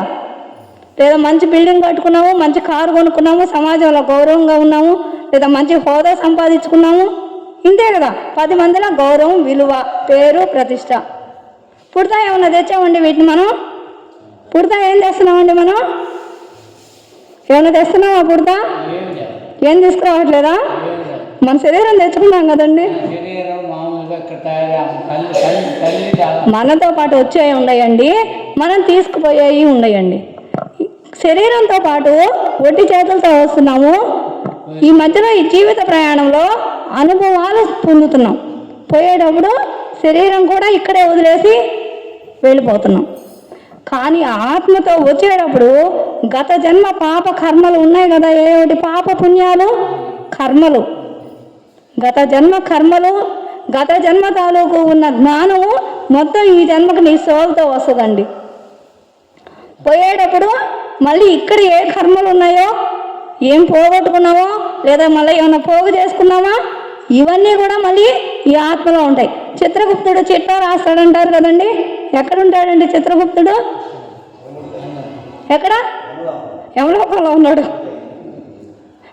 మన చిత్తం అండి ఇక్కడ, మన చిత్తంలోనే ఆత్మలో మన శరీరానికి ఎట్లా భాగాలు ఉన్నాయో విడివిడి భాగాలు, ఆత్మలో కూడా 4 భాగాలు ఉంటాయి అన్నమాట. ఆ ఎనర్జీ ఒకటి మనసుగా, ఒక భాగం మనసు, ఒక భాగం బుద్ధి, ఒక భాగం చిత్తం.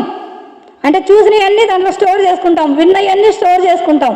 మనం చేసిన కర్మలు ఏవైతే ఉన్నాయో అవి మొత్తం చిత్తంలో స్టోర్ అయి ఉంటాయండి. కర్మలు మొత్తం ఎక్కడుంటాయి? చిత్తంలో ఉంటాయి. ఆ చిత్తాన్ని చిత్రగుప్తుడు అంటున్నామండి. బయట ఎవరో చిట్టా పెట్టి రాయరు. నువ్వు ఏం చేసినా, నువ్వు మంచి చేసావా, చెడు చేసావా, పాపం చేసావా, పుణ్యకార్యం చేసావా, ప్రతి ఒక్కటి నీలో నువ్వే ఫీడ్ చేసుకుంటున్నావు. నీలో ఉన్న ఆత్మ ఏం చేస్తుందండి? సాక్షిగా ఉంది. సాక్షిగా ఉన్నప్పుడు చెప్పాలి కదా, నువ్వేం చేసావో చెప్పాలి కదా, నీ మనసుతో నువ్వేమేం చేసావో చెప్పాలి కదా. మొత్తం ఆ చిట్టాయనే ఆ చిత్తం అనమాట. బయట ఎక్కడో చిత్రగుప్తుడుండి అబ్బాయి ఎవరు చూడటం లేదులే, లోపల చూసేవాడు ఉన్నాడు ఒకడు కదా, వాడిని తప్పించుకొని మనం ఎక్కడికి పోలేం. ఫస్ట్ చూడండి, ఎవరైనా ఏదైనా ఒక చెడు పని అంటే కరెక్ట్ కాదు అన్న పని కానీ చేస్తే, పిల్లలు ఉంటారండి ఎవరితో ఒక పెన్సిల్ తీసుకుంటారు, బయట ఎవరో చూస్తున్నారు కదా, లోపల వాడి భయం అంటే వాడి ఆత్మకే వాడు భయపడతాడు. బయట ఇంకా సమాజంలో ఏమైనా ఇంకా చెడు పనులు చేస్తుంటారు, ఫస్ట్ వాడికి భయపడతాడు. నన్ను వాళ్ళు చూసారు వీళ్ళు చూసారు. లోపల అసలు భయం వీళ్ళ లోపల మొదలైంది. అదే ఏ తప్పు లేనప్పుడు ఎంత ధైర్యంగా ఉంటామండి కదా. మన మీద ఏదైనా ఒక అపరాధం వచ్చినా ధైర్యంగా ఎదుర్కొంటాం. అంటే ఈ ధైర్యం ఎక్కడి నుంచి వచ్చింది? నువ్వేం తప్పు చేయలేదు కాబట్టి నీ ఆత్మ నుంచి ఆ ఎనర్జీ నీకు వచ్చింది. నువ్వు తప్పు చేస్తావు కాబట్టి నీ ఆత్మకే నువ్వు భయపడుతున్నావు. ఇక్కడ బయట ఎక్కడో భయపడలేదండి. మనలో ఉన్న ఆ పరబ్రహ్మము అనే ఆ ఆత్మకే మనం భయపడుతున్నాము. ఇక్కడ చూడండి, ఆత్మ అంటున్నాము, మాటికి జీవుడు అంటాము, దేవుడు అంటాము, భగవంతుడు అంటాము. నిజమా కాదా అంటున్నావా లేదా?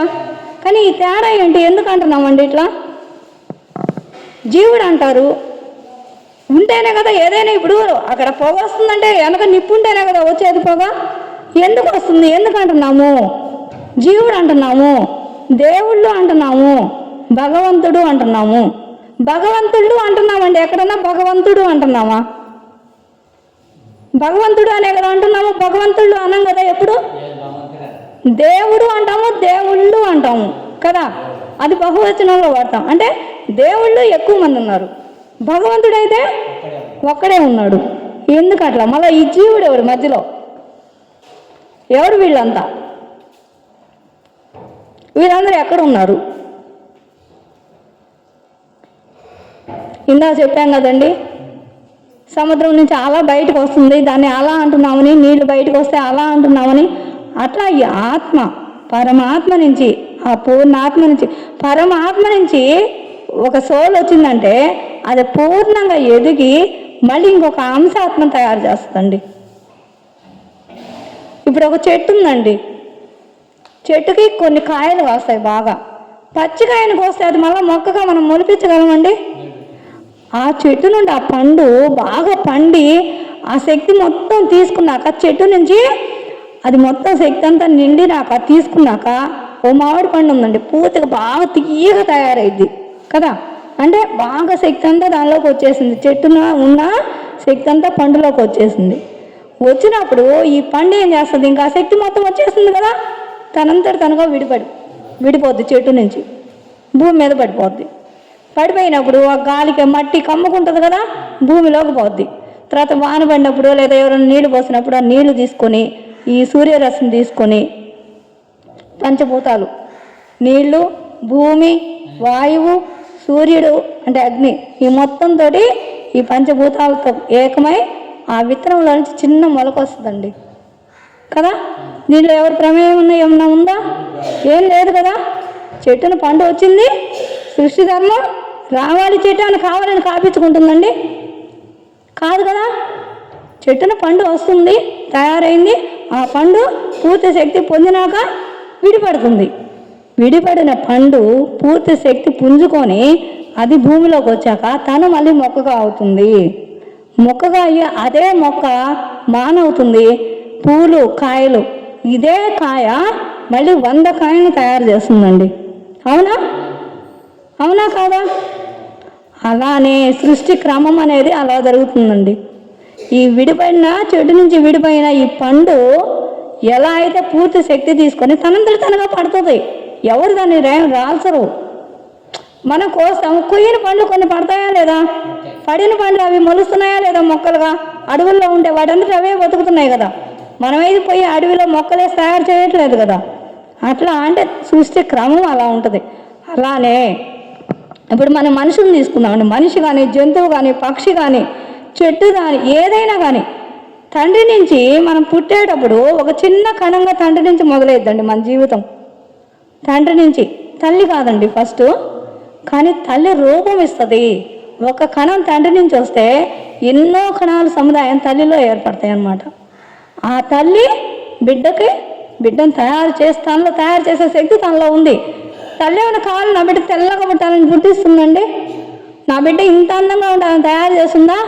నీ కర్మానుసారం, నీ అర్హతను బట్టి నీకు తెలుపు రావాలా, నువ్వు పొట్టిగా ఉండాలా, పొడవుగా ఉండాలా, నీ జీన్స్ అంటే నీ తాత ముత్తాతల నుంచి ఆ వంశం మొదట్లో నుంచి వస్తుంది కదండి, దాన్ని బట్టి నీ శరీరం తయారయ్యిద్ది లోపల. అంతేగాని తల్లి ప్రమేయం ఉండదు, తండ్రి ప్రమేయం ఉండదు, పుట్టే మన ప్రమేయం కూడా ఉండదు దానిలో. అక్కడ సృష్టి క్రమము, ఆ తండ్రి నుంచి వచ్చిన ఒక కణము ఇక్కడ శరీర ధర్మం అండి. తండ్రి నుంచి ఒక చిన్న కణం తండ్రి నుంచి వస్తే తల్లి గర్భంలోకి పోయి నువ్వు నీ రూపం వస్తుంది అక్కడ. అది భగవంతుడు పెట్టిన భిక్ష మనకి. నీ రూపం అయ్యాక ఆ పూర్తి టైం అయ్యాక తండ్రి ఏమైనా తల్లి 7 నెలల కనాలంటే కంటదండి? కాదు కదా. ఆ పరిపక్వత చెందాక భగవంతుడే బయటికి పంపిస్తాడు. ఎవ్వరి ప్రమేయం ఉండదండి దీంట్లో. లేదు ఇప్పుడు ఆపరేషన్లు వచ్చినాయి, అది 7 నెలలకు బయటకు తీస్తే ఆ బిడ్డ సరిగ్గా ఎదుగుతారండి? డాక్టర్ల చేతనే మనం తీస్తాము బిడ్డను బయటికి. పూర్తిగా పరిపక్వత చెందాలి, అన్ని అవయవాలు సక్రమంగా ఏర్పడాలి, తన మెదడు బాగా ఎదగాలి, అన్ని అవయవాలు తనలో బాగా పరిపక్వత చెందాకే ఆ బిడ్డ భూమి మీదకు తీసుకురాగలుగుతున్నాం. తనంతట తనగా బిడ్డ భూమి మీదకు వస్తుంది. వచ్చిన బిడ్డ అక్కడ శరీరం చూడండి, తండ్రి నుంచి చిన్న కణంగా తన శరీరం మొదలైందండి. ఆ కణము అదే మగవాళ్ళైతే పెరిగి మళ్ళీ 15 సంవత్సరాలు 20 సంవత్సరాలు వచ్చాక మ్యారేజ్ చేస్తారు కదండి, మళ్ళీ తన నుంచి ఒక బిడ్డకు జన్మనిచ్చే ఒక కణాన్ని తను తయారు చేస్తాడు. తనంటే తను కావాలని తయారు కావడం కాదు, ఆ శరీరం నుంచి ఒక కణం మళ్ళీ విడుదలయ్యిద్దండి. సృష్టి క్రమం జరిగిపోతూ ఉందా లేదా ఇక్కడ? అదే ఆడవాళ్ళైతే ఆ టైం వచ్చాక, ఆ పరిపక్వత చెందాక, వివాహం అయ్యాక ఒక బిడ్డకు జన్మనిస్తుందా లేదా? మళ్ళీ ఈ పుట్టిన ఆడబిడ్డ ఇస్తుంది కదా. అంటే అక్కడ నీ శరీర ధర్మం పూర్తయింది, శరీరపరంగా నువ్వు పరిపూర్ణత సాధించావు. కానీ మళ్ళీ ఇంకా ఎందుకు ఇంకా జీవించే ఉన్నావు? ఆత్మపరంగా పరిపూర్ణత సాధించాలండి. శరీర ధర్మం అయితే పూర్తయింది ఇక్కడ. అట్ట చెట్టు కూడా విత్తనం నుంచి తన జీవితం మొదలైంది, మళ్ళీ కొన్ని వందల విత్తనాలని అది సృష్టికి ఇవ్వగలిగింది కదా. ఆ సృష్టి క్రమమే నువ్వు ఎక్కడి నుంచి మొదలవుతున్నావో మళ్ళీ దాన్ని నువ్వు సృష్టికి అందించాలి. దీంట్లో నీ ప్రమేయం ఉండదు, అది కాలక్రమేణా జరిగిపోతూ ఉంటుంది. నువ్వు దానిలో ఒక భాగం అనమాట. ఇప్పుడు నేను ఇక్కడ వచ్చి మాట్లాడుతున్నానంటే నేను మాట్లాడలేదు, నా గురువులు ఇక్కడ ఎవరికో ఏదో ఒక జ్ఞానం అవసరము. ఆ జ్ఞానం నాలో ఉందో లేదో కూడా నాకు తెలియదండి నిజంగా, కానీ వస్తుంది, అది బయటకు వస్తూ ఉంటుంది అనమాట. ఏది అవసరమో ఏది కావాలో అది లోపల గురువులు మనల్ని వాహకంగా చేసుకొని ఈ జరిపించేదంత లోపల ఆత్మలో ఆ ఎనర్జీలో ఆ గురువుల ఎనర్జీ పాస్ అయిద్దండి. వాళ్ళు నడిపిస్తారనమాట ఇదంతా. లేదా చెప్పాను కదండి, నలుగురు ముందుకు వచ్చి నేను నిలబడలేను, నాకు నేను చేస్తున్నానంటే నేను రాగలనా? ఇక్కడ దాకా శరీరం బాగలేదు, ఇక్కడ దాకా రాగలనా? 5 గంటలకు 5:30కు లేచి నేను రావాలంటే మిగతా టైంలో అమ్మో దుప్పటి కూడా తీయం కదా. కానీ ఇప్పుడు ఎందుకు? మన ప్రమేయం లేదు, గురువులు సంసిద్ధంగా ఉన్నారు, వాళ్ళు నడిపిస్తారు, మనకి ఎనర్జీ ఇచ్చి నువ్వమ్మప్ప మనం ఊరికే సరే వాళ్ళు నడిపిస్తే మనం నడుస్తుంటాం అంతేనండి. ఆ చిన్న ఎరుకుతో మనం ఏం జరుగుతుంది మనలో, మనం ఎందుకు వచ్చాము, మనం ఏం చేయాలి, ఇది ఒక్కటే మనం తెలుసుకోవాల్సింది. అందుకే గురువు గారు చెప్తారు, ఇప్పుడు వర్తమానంలో ఉండండి. గతం అయిపోయింది, మనం దాన్ని మార్చగలమా అండి? అయిపోయింది, దాన్ని మార్చగలమా? లేదు కదా. భవిష్యత్తులో ఏదో జరుగుద్ది, జరిగేదాన్ని ఏమైనా ఆపగలమా? కానీ వర్తమానంలో ఉంటే జరిగే వాటిని కొన్ని ఆపుతామండి. మనం వర్తమానంలో ఉంటే జరిగే వాటిని ఆపుతాము, కర్మని దగ్ధం చేస్తాము. ఎలా అంటే ఇప్పుడు నన్ను మీరు ఎవరైనా ఒకళ్ళు తిట్టారండి, ఇక్కడికి వచ్చాను, అంత దూరం నుంచి చాలా కష్టపడి వచ్చాను, మీరు నన్ను బాగా రిసీవ్ చేసుకొని మంచిగా మాట్లాడితే పాపం ఇంత దూరం నుంచి వచ్చిందని నాకు ఆనందంగా ఉంటుంది, బాగుంటుంది. అంటే మీ దగ్గర నేను మంచి కర్మని తీసుకున్నాను. అట్లా కాకుండా అబ్బాయి ఏమైంది మరి ఇట్లుంది అట్లుంది, ఏదో కర్మ ఉంది మీకు నాకు, మీరు నన్ను ఏమైనా తిట్టినప్పుడు నేను ఆ స్థితిలో నా మనసు ఏం చేస్తుంది? వెంటనే నన్ను ఈ మాట అన్నారా, నేను ఇంకా 4 మాటలు అన్నారని ఉద్రేకపరుస్తుంది మన మనసు కదా. కానీ మనం మనసు మాట వినకుండా మనసుని స్థిమిత చేసి ఇది కర్మ, ఇక్కడ వీళ్ళ దగ్గర ఏదో ఉంది, అందుకే నేను అంత దూరం నుంచి వచ్చాను ఇక్కడికి, కాబట్టి అది తీర్చుకోవాలి. ఇప్పుడు వాళ్ళు నన్ను అన్నారు గమనించి నేను కామ్ అయిపోయాను అనుకోండి, ఆ కర్మ అక్కడికి దగ్ధం అయిపోయింది, మళ్ళీ రిపీట్ కాదు. అదే నా మనసు చెప్పినట్టు లోపల మనసు ఉద్రేకపరిచినట్టు ఆ కోపం పెంచుకొని నేను మిమ్మల్ని 4 అన్నాను అనుకోండి, మీకు ఇంకా కోపం వస్తుంది కదా. మీరు ఇంకా ఆ కోపం తట్టుకొని మీరు నన్ను కొడతారు, నేను కొట్టాలి, ఏదో ఎంతో కొంత దెబ్బలాట్లయితే జరుగుతాయి కదా. అలానే ఇంకా అవి చంపుకునేదానికి కూడా పోయే అవకాశం ఉందండి. ఎక్కడ మొదలవుతుందో చూడండి, చిన్న మాట కూడా మొదలవుతుంది, కర్మ ఎంత దూరం పోతుందో చూడండి. ఒక్కోసారి ఇలాంటివి జరుగుతాయి కదా అక్కడక్కడ. ఆ మాట వల్ల ఉద్రేకం అనమాట. ఈ మనసు ఉద్రేకపరుస్తుంది, కర్మని పొడిగిస్తుంది అనమాట. కర్మ రిపీట్ అవుతూ ఉంటుంది మనసు చేసే పని అనమాట. అయితే మనం ఎరుకతో ఓహో ఈ కర్మ ఇక్కడ నేను పడవలసి వచ్చింది, వీళ్ళ చేత నేను ఈ మాట పడాల్సి వచ్చింది కాబట్టి ఇక మనం తెలుసుకొని ఆ జ్ఞానంతో కామ్ అయిపోయామనుకోండి, ఇంక మీరు నన్ను ఏమన్నారు నేను మిమ్మల్ని ఏమన్నాను, జరగాల్సిన కర్మ అక్కడ దగ్ధమైపోయింది కదా. అట్లా మనం ఆ వర్తమానంలో ఉండి ఇప్పుడు ఇది జరిగింది గమనించుకొని దీన్ని మనం రిపీట్ కాకుండా చేసుకోవాలి అనే ఎరుకతో ఉండాలండి ఎప్పుడు. అప్పుడు భవిష్యత్తు బాగుందా లేదా? బాగుంది కదా భవిష్యత్తు. అదే మనం ఎరుకుతా లేకుండా వర్తమానంలో లేకుండా కానీ ఉంటే ఈ మనసు మనల్ని ఉద్రేకపరిస్తే మనం పోయి ఇంకా ఎక్కువ కర్మ చేయాల్సి వస్తుంది తర్వాత భవిష్యత్తులో. అంటే రేపు కావచ్చు, తర్వాత క్షణం కావచ్చు, ఎప్పుడైనా కావచ్చు.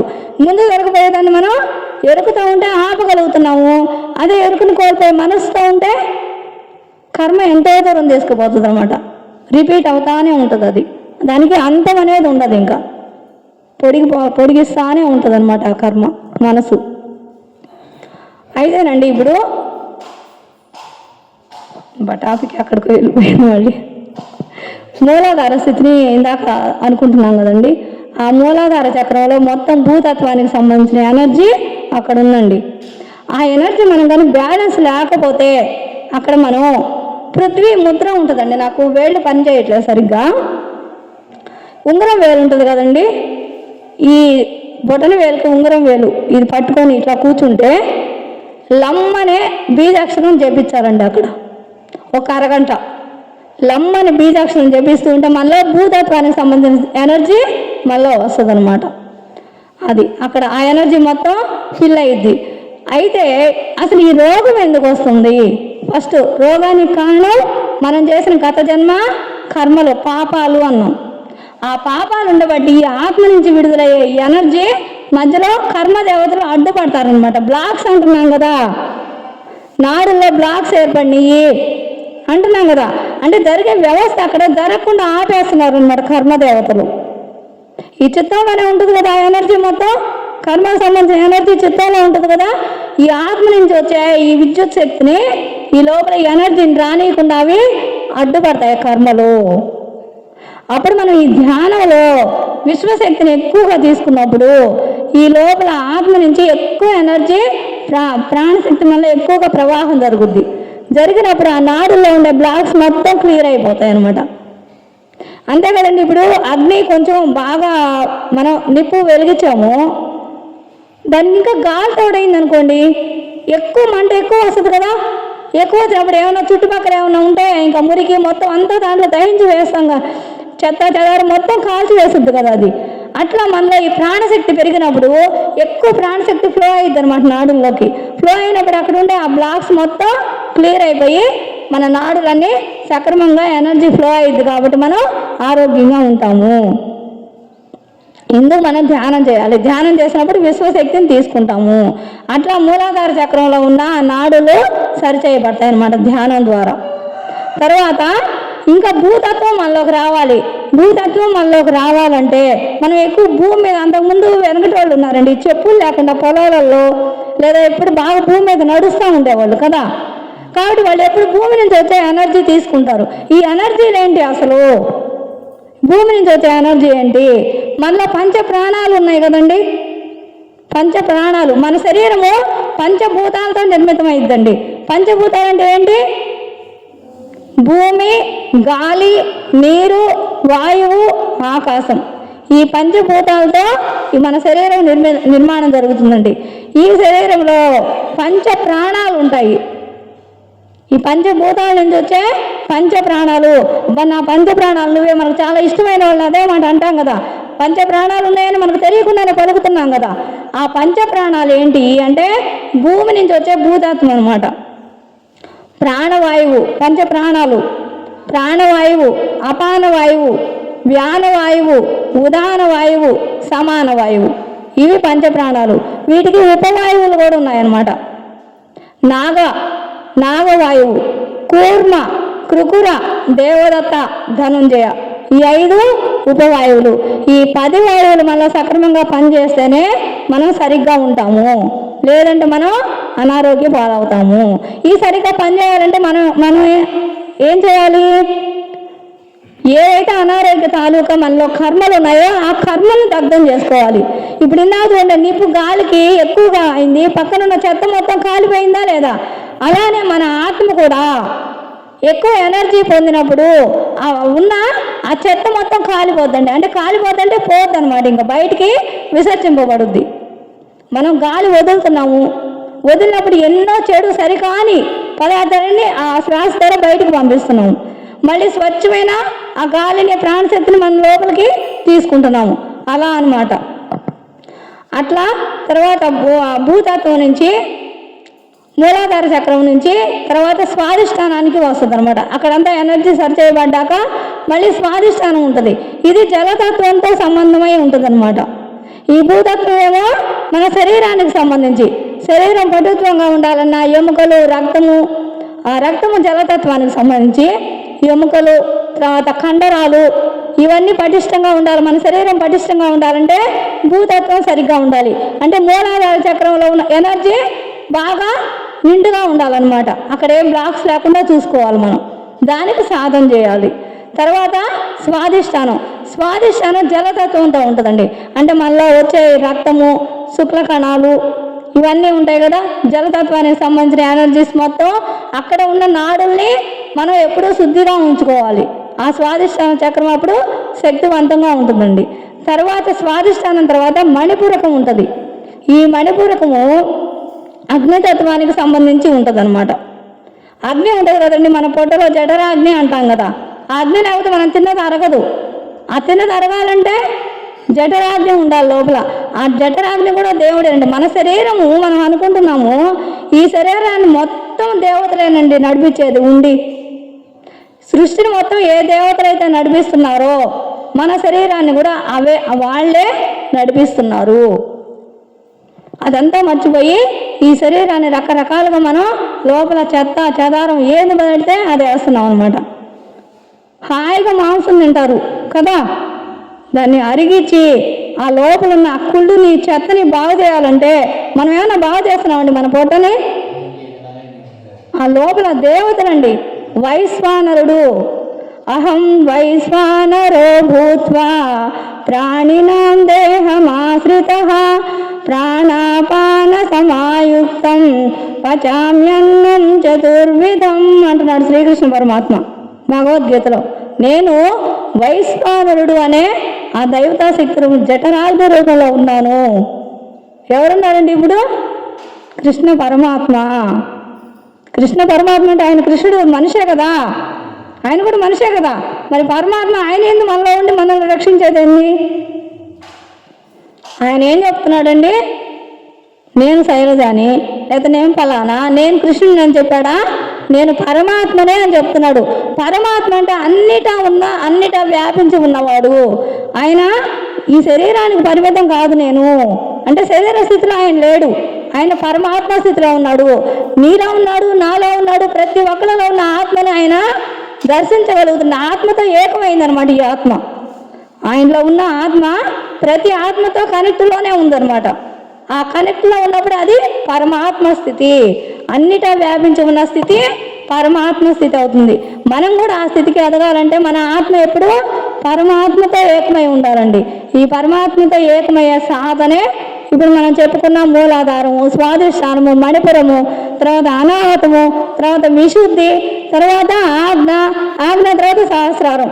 ఈ సహస్రానికి ఎప్పుడైతే జీవుడు చేరుకుంటాడో అప్పుడు నువ్వు ప్రతి దాంట్లో నువ్వే ఉంటావు. మనం స్పష్టంగా మనం అనుభూతి చెందగలుగుతాం. ఆ కుక్కలో ఉన్నది, ఆ కుక్క బాధపడుతుందా, సంతోషంగా ఉందా మనకు తెలిసిపోద్ది. సాయిబాబా చెప్తాడు కదండి, కుక్క తింటే నేను తిన్నట్టే అని చెప్తాడు కదా. ఎవరో ఒక ఆమెకి మీరు విన్నారా బాబా కదా? ఒక ఆమెకి నాకు రొట్టెలు తీసుకురమ్మంటాడు. ఆమె పొంగిపోద్ది, అమ్మా బాబా నేను చేసిన రొట్టెలు తింటున్నాడు కదా అని ఆమె చాలా పొంగిపోద్దండి. పాప ఆమె కష్టపడి రొట్టెలు తీసుకొచ్చి ఇస్తుంది. అక్కడ ఎదురుగా ఒక కుక్క ఉంటుంది అనమాట. తీసుకెళ్ళి ఆ కుక్క పెట్టమ్మా అంటాడు. అన్నప్పుడు బాబా నీకోసం ఇంత శ్రమ పడి ఈ శరీరంలోనే చూస్తున్నావా నువ్వు నన్ను? ఆ కుక్కలో ఉన్నది కూడా నేనే కదా. నేను ఆ కుక్క రూపంలో తింటున్నాను అని చెప్తాడండి. ఎలా చెప్పాడు ఆయన అట్లా? ఎలా చెప్పాడండి? కుక్కలో కూడా ప్రాణం ఉంది కదా, కుక్కలో కూడా ఆత్మ ఉంది కదా, ఆ ఆత్మే నేను. నీలో ఉన్నది నేనే, నీలో ఉన్నది నేనే, నీలో ఉన్నది ఆ చెట్టులో ఉన్నది నేనే, ప్రతి ప్రాణిలోనూ ఉన్నది నేనే. ప్రాణుల్లో, జీవ పదార్థంలో, నిర్జీవ పదార్థంలో కూడా ఉన్నది నేనే. రాయి ఉందండి, దానికి జీవం లేదు, శక్తి ఉందా లేదా? ఉంది కదా. అంటే దానిలో ఆ ఎనర్జీ ఉంది కదా. అంటే నీ అర్హతను బట్టి జీవ పదార్థమా నిర్జీవ పదార్థమా మనం చేసుకున్న ఆ ప్రయాణంలో మన కర్మానుసారం మనం దాన్ని తీసుకుంటాం అన్నమాట. ఆ శరీరాన్ని తీసుకుంటాం అంతే. ఇక్కడ ఇందాక ఆత్మ గురించి చెప్పుకున్నామండి. ఇక్కడ శరీర కర్మం పూర్తయిపోయింది కదా. తండ్రి ఒక మగ మనిషి అయితే చిన్న కణం నుంచి తన జీవితం ప్రయాణం అయితే మళ్ళీ ఇంకొక కణాన్ని తన నుంచి ఉత్పత్తి చేయగలుగుతున్నాడు. అదే ఆడ మనిషి అయితే ఒక బిడ్డకు జన్మనిచ్చి మళ్ళీ ఇంకొక బిడ్డని జన్మని ఇవ్వగలుగుతుంది. ఆ పుట్టిన ఆడపిల్ల పెరిగి పెద్దయి ఇంకొక బిడ్డకు జన్మనిస్తుంది.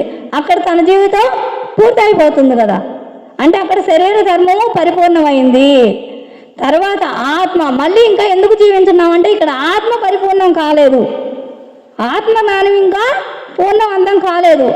ఆత్మ పూర్ణాత్మగా ఎదిగితే నీకు తెలియకుండానే నీ నుంచి ఎట్లా కణం బయటకు వచ్చింది, నీ నుంచి ఎట్లా బిడ్డ బయటకు వచ్చింది, అట్లా ఆ పూర్ణాత్మ నుంచి ఇంకొక అంశాత్మ విడుదలయ్యిద్ది అనమాట.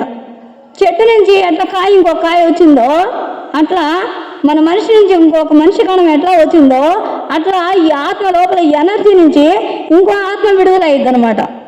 ఆ విడుదలైన ఆత్మ ఫస్ట్ ఒక రాయిగా మారుద్దండి. ఒక రాయిలోకి ప్రవేశిస్తుంది ఆత్మ. తన జీవిత ప్రయాణం, తన అనుభవ జ్ఞానం అక్కడి నుంచి మొదలైద్ది. మనం అందరం ఆ రాయి నుంచి వచ్చిన వాళ్ళమే.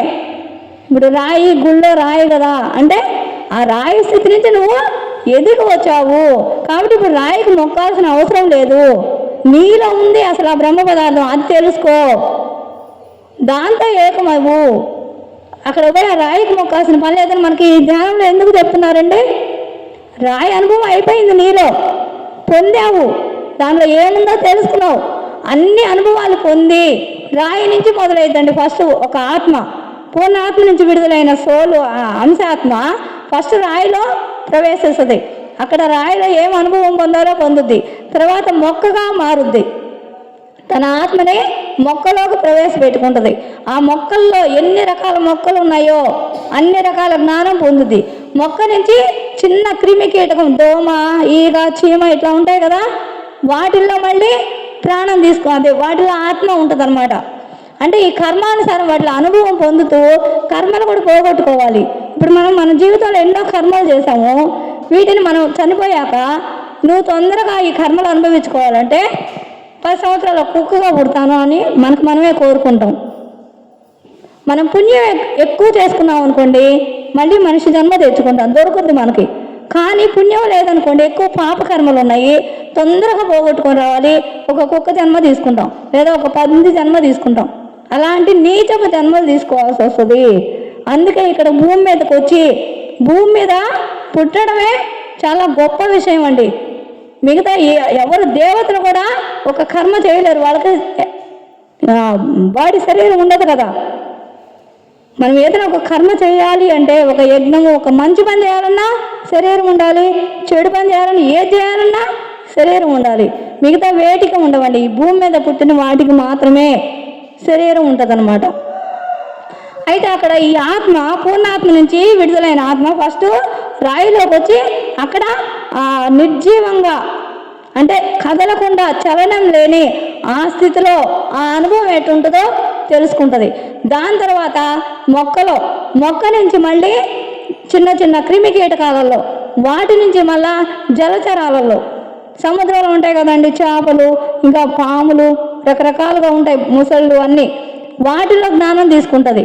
వాటి నుంచి మళ్ళీ 4 కాళ్ళ జంతువులు, భూమికి అడ్డంగా ఉంటుందండి వెన్నుముక వాటిది, అంటే ఇంకా పరిపూర్ణ జన్మ కాదు వాటిది. అందుకని 4 కాళ్ళ జంతువుల్లో మళ్ళీ ఆత్మ ఎదుగుద్ది అనమాట. జీవిత ఆత్మ అనుభవ జ్ఞానం పొందుతూ జీవన ప్రయాణం అనుభవ జ్ఞానం పొందుతూ పోతుంటుంది అనమాట.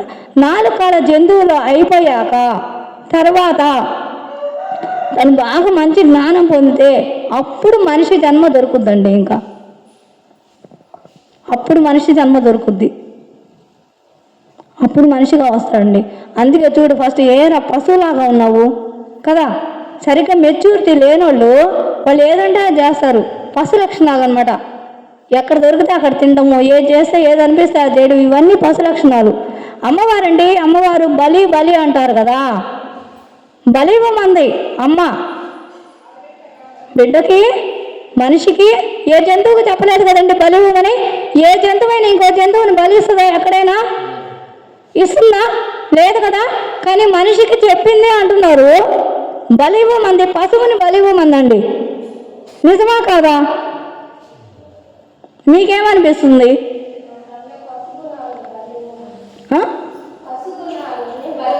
వెరీ గుడ్ మా, వెరీ గుడ్ మా. అదండి అమ్మ చెప్పింది. పశువు నుంచి నువ్వు వచ్చావు రే, నువ్వు మనిషివి, నిన్ను మనిషిగా పుట్టించాను, నీకు మనిషి జన్మించాను, నీలో ఆ వెనుకటి ఆ పశు గుణాలని, ఆ ఉన్న పశువుని బలివు అనింది. అది అమ్మ చెప్తుంది. అంటే మనం ఏం చేస్తున్నాము, మనలో ఉన్న ఈ పశు గుణాలను తెలుసుకోకుండా ఆ మూగజీవులను తీసుకుపోయి అమ్మకు బలిస్తున్నామండి. మనము ఈ పాపాలు చేస్తూ ఉన్నాం అనమాట. ఆమె చెప్పింది నీలో ఉన్న పశువుని బలియమంది, అంతేగాని ఎదురుగా ఉన్న ఆ పశువుని బలియమనలేదండి అమ్మ. ఆమె ఇంత చక్కగా చెప్తే దీనిలో కూడా ఎంతోమంది అండి కాశీకి పోయిన వాళ్ళు కూడా ఒక కాయని బలి అక్కడ వదలమంటారు. కాయం అంటే శరీరం అండి. ఈ శరీరానికి సంబంధించిన కోరికలను వదిలేయమని అక్కడ అర్థం కదా. కానీ మనం ఏం చేస్తాము, మనందుకే ఏదో ఒక కాయని దాంట్లో వదిలేసి వచ్చాము ఇట్లా చెప్తుంటాము.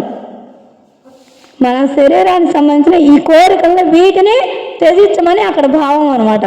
అట్లా ఉంటుందండి. దానిలో గూఢార్థం తెలుసుకోకుండా రకరకాలుగా మనం చేస్తూ ఉంటాం అనమాట. ఆ పసుపు నాకు చాలా థ్యాంక్స్ అమ్మా, మంచిగా ఆలోచించావు, చక్కగా ఆలోచించావు. అలా ఉండాలండి నిజంగా.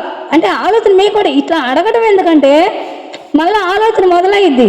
ఇదేంది, ఇదేంది, ఎందుకు వచ్చింది ఇది అని మనకు మనమే లోపలే ఉండదు జ్ఞానం, బయట ఎవరో చెప్పవల్ల మన లోపల మన ఆత్మే దాన్ని వివరణ తెలియజేస్తుందండి. ఇప్పుడు మనము జీవహింస పాపము అంటున్నాము, ఎందుకు అసలు అది? ఫస్ట్ మనము అది ఎందుకో తెలియాలి కదా. ఇప్పుడు తినద్దు, చాలామంది అలవాటు పడిపోయి ఉన్నారు, ఆ రుచికి అలవాటు పడి వాళ్ళు దాన్ని వదులుకోలేకపోతున్నారు. కానీ దాని వివరణ ఒక్కసారి వాళ్ళు కానీ తెలుసుకుంటే ఎప్పుడైనా వాళ్ళలో మారే అవకాశం ఉంది. కోరికను అణుచుకోమంటే ఎప్పుడొకప్పుడు అది ప్రకోపిస్తుందండి. 4 రోజులు, ఒక నెల రోజులు అబ్బా వాళ్ళు చెప్పారులే తినకూడదు అంటే గమ్ముకుంటాం. నెల తర్వాత బా ఒకసారి తింటే తిందాంలే చూద్దాం, లోపల వాడి కోరిక మళ్ళీ మళ్ళీ మళ్ళీ పుడుతూ ఉంటుంది. మనం ఎలా ఉండాలి, కోరిక అసలు పుట్టకుండా ఉండాలండి మనలో పూర్తిగా. అది ఇక మన దగ్గర కూడా రాకూడదు, అది మన ఎదురుగా ఉండగా మనలో చలనం రాకూడదు అనమాట. తిందామా తిందామా ఏదైనా ఏ కోరికైనా ఆ కోరిక నుంచి విడిపడిపోవాలి మనం. అప్పుడండి అదండి మనకు ముక్తి అంటే, కోరిక నుంచి మనం బయటికి రావడమే ముక్తి. అయితే ఇప్పుడు ఏదో పోతుంది టాపిక్ అమ్మా. థ్యాంక్స్ అమ్మా. జీవహింస ఎందుకు చేయకూడదు? ఫస్ట్ అండి మనం జన్మ ఎందుకు తీసుకుంటున్నామండి? ఒక జన్మ తీసుకున్నామంటే మనకున్నవి పోగొట్టుకోవడానికి జన్మ తెచ్చుకుంటున్నాం. దాంతోపాటు కొంత జ్ఞానాన్ని సంపాదించుకోవడానికో, ఇక్కడున్న జ్ఞానాన్ని భూమి మీదకి వచ్చాం, ఈ భూమి మీద ఉన్న జ్ఞానాన్ని లేదా ఇంకా కొంచెం జ్ఞానాన్ని కొంత జ్ఞానాన్ని సంపాదించుకోవాలి. దాంతోపాటు ఉన్న కర్మల్ని పోగొట్టుకోవాలి. ఫస్ట్ మనం జన్మ తీసుకున్నామంటే పోగొట్టుకోవడానికి వచ్చాము మనం భూమి మీదకి. కానీ ఇక్కడికి వచ్చి మనం ఏం చేస్తున్నాము, ఇంకా పోగేసుకుంటున్నామండి కదా. పోగొట్టుకోవాల్సింది పోనిచ్చి అక్కడ పోగొట్టుకుంటామని చెప్పొచ్చి ఇక్కడికి వచ్చి ఇంకా పోగేసుకుంటున్నాం మనం. ఎట్లా? ఇప్పుడు జీవహింస తప్పు అని చెప్పారు, మాంసము తినద్దు. మాంసం అంటే ఏదో ఒక జీవిని చంపితే అది వస్తుంది అనమాట మాంసం మన దగ్గరికి కదా. మనం కర్మ పోగొట్టుకోవడానికి వచ్చాము, ఈ జన్మ తీసుకున్నాము. అలానే ఎన్నో పాపాలు చేసి ఆ కుక్క జన్మ తీసుకుంది, ఆ పంది జన్మ తీసుకుంది కదా. మనమైతే హాయిగా ఆకలి అయితే రకరకాలుగా వంటలు చేసుకొని హాయిగా రుచిగా తింటున్నామండి. వాటికి ఆకలి అయితే అన్నం ఉందా అండి? కుక్కలు మన ఇంటి ముందుకు వస్తే మనం అంత అన్నం పెడతామా? కొడతామండి. పైగా మన ఇంట్లో కుక్క వస్తే కొడతాం కదా, ఆ కాళ్ళు ఇరిగి పాపం రకరకాలుగా బాధపడుతూ ఉంటాయండి. దానికి తోడు చలి, ఎండ, వాన, ఎంత భయంకరమైన జన్మ అవి ఆ కర్మ అనుభవిస్తున్నాయండి. మనం ఏం చేయాలి? చేత అయితే కొంచెం సహాయం చేయాలి, లేదా వాటిని సహాయం చేయకపోయినా పర్లా, వాటికి వాటిని జీవిస్తే వాటిని హింస పెట్టకుండా ఉంటే చాలండి. అయితే మనం ఏం చేస్తున్నామండి? అంత భయంకరమైన జన్మలు అవి తక్కువ జన్మలు తీసుకొని వస్తే కేవలం మన జిహ్వ చాపల్యం కోసం, మన రుచి కోసం, మనకు చిన్న దెబ్బ తగిలితే మనం తట్టుకోలేమండి. అలాంటిది ఆ కోళ్ళని, మేకల్ని, వాటిని కోసి భయంకరంగా అవి వండుకొని తింటున్నామండి మనం. అవి వాటి కర్మ అనుభవించడానికి వచ్చినాయండి. భూమి మీదకి జన్మ తీసుకొని వచ్చినాయి. మనమే అంతకుముందు పుట్టాము. ఇప్పుడంటే మనిషి హీరోలాగా వచ్చాం, మనిషి జన్మ తీసుకొని భూమి మీదకి. అంతకుముందు మనం కూడా పశువులుగా పుట్టిన వాళ్ళమేనండి. పశువు దగ్గర నుంచే మన జన్మ మొదలైందండి. అయితే ఇప్పుడు మనం ఏం చేస్తున్నాం? వాటిని చంపుతున్నాం. వాటి కర్మ ఎవరు అనుభవించాలండి? ఈ ఒక్కటి చిన్నగా మనం కానీ ఆలోచిస్తే మళ్ళీ పూర్తిగా తుడిచిపెట్టకపోద్దండి ఆ కోరిక అనేది. జీవహింస ఎందుకు చేయకూడదో అర్థమైందండి మనకి. ఇంక మళ్ళీ మనకు మాంసం తినాలనిపిస్తుందా? ఆ బాధ చూశాక, ఆ కర్మ ఎందుకు ఎట్లా మనల్ని తగులుకుంటుందో చూశాక ఎవరిలోనే ఇంకా కోరిక రాదండి. అనుక్షణం కర్మ కర్మ కర్మ గుర్తు వస్తూ ఉంటుంది అనమాట. ఎట్లా చూద్దాం? అవి ఆ కర్మ, పాప కర్మలు, ఎంతో పాప కర్మలు వాటికి ఉండి ఆ తక్కువ జన్మలో ఒక మేకలాగా, ఒక కోడిలాగా పుడుతున్నాయి కదండి. వాటిని మనం ఏం చేస్తాం? వాటి కర్మను అనుభవించకుండా మనం వాటిని కోసుకొని తింటున్నాం. ఈ కర్మ ఎవడు అనుభవించాలండి? ఇప్పుడు వాటి కర్మ ఎవడు అనుభవించాలి? కోసుకొని తిన్నోడు అనుభవిస్తాడండి. వాటి ప్రతి కణంలో, ప్రతి నరంలోకి ఆ కర్మ పోద్దనమాట. ఆ జీర్ణం ఎవరిలో జీర్ణం అవుతుందండి? అది ఆ కర్మ చేసిన వాడికే కదా జీర్ణం అవుతుంది. అంటే బయట ఎవడో కోసాడు, నేను తిన్నాను, తిన్నది నువ్వే, జీర్ణం అవుతుంది నీలోనే. దాని కర్మ అంతా నువ్వే అనుభవించాలి. ఈ సత్యం తెలిసినప్పుడు ఎవడన్నా ఇంకా దాని జోలికి పోతాడండి? ఎవడన్నా తింటాడా? ఇంకా చూడండి, అప్పుడు ఆ రుచి మొత్తం పోద్ది. ఇంకా అక్కడ కర్మ ఒక్కటే కనిపిస్తూ ఉంటుంది కదా. అందుకని జీవహింస చేయొద్దు. ఎవరి కోసమే చెప్పలేదండి, మనల్ని మనం ఉద్ధరించుకోవడానికి గురువు గారు ఇదంతా చూసి గమనించి మనకి ఇంత గొప్ప జ్ఞానాన్ని ఇచ్చాడండి. అవి వాటి కర్మ అనుభవించడానికి అవి పుట్టినవి, నీ కర్మ అనుభవించడానికి నువ్వు పుట్టావు. మనం ఎట్ట పుట్టావో అవి కూడా అలానే జన్మ తీసుకున్నాయి. అవి చేసిన కర్మ వల్ల, పాప కర్మల వల్ల అవి నికృష్టమైన జన్మలు అంటాం కదండి. ఆ తక్కువ జన్మలో వాటికి వచ్చినాయి. మనం ఏదో బాగా పుణ్యకార్యాలు చేస్తాం కాబట్టి మనకి మంచిగా శరీరం వచ్చింది. నిజమేనండి, ఆ పుణ్యం చేయబట్టే ఇంత గొప్ప మానవ జన్మ మనం తీసుకోగలిగాం. ఈ మనిషి నుంచి మనం ఏం కావాలి? మానవత్వం నుంచి దైవత్వాన్ని మనలో నింపుకోవాలి, దేవుడిగా ఎదగాలి. సార్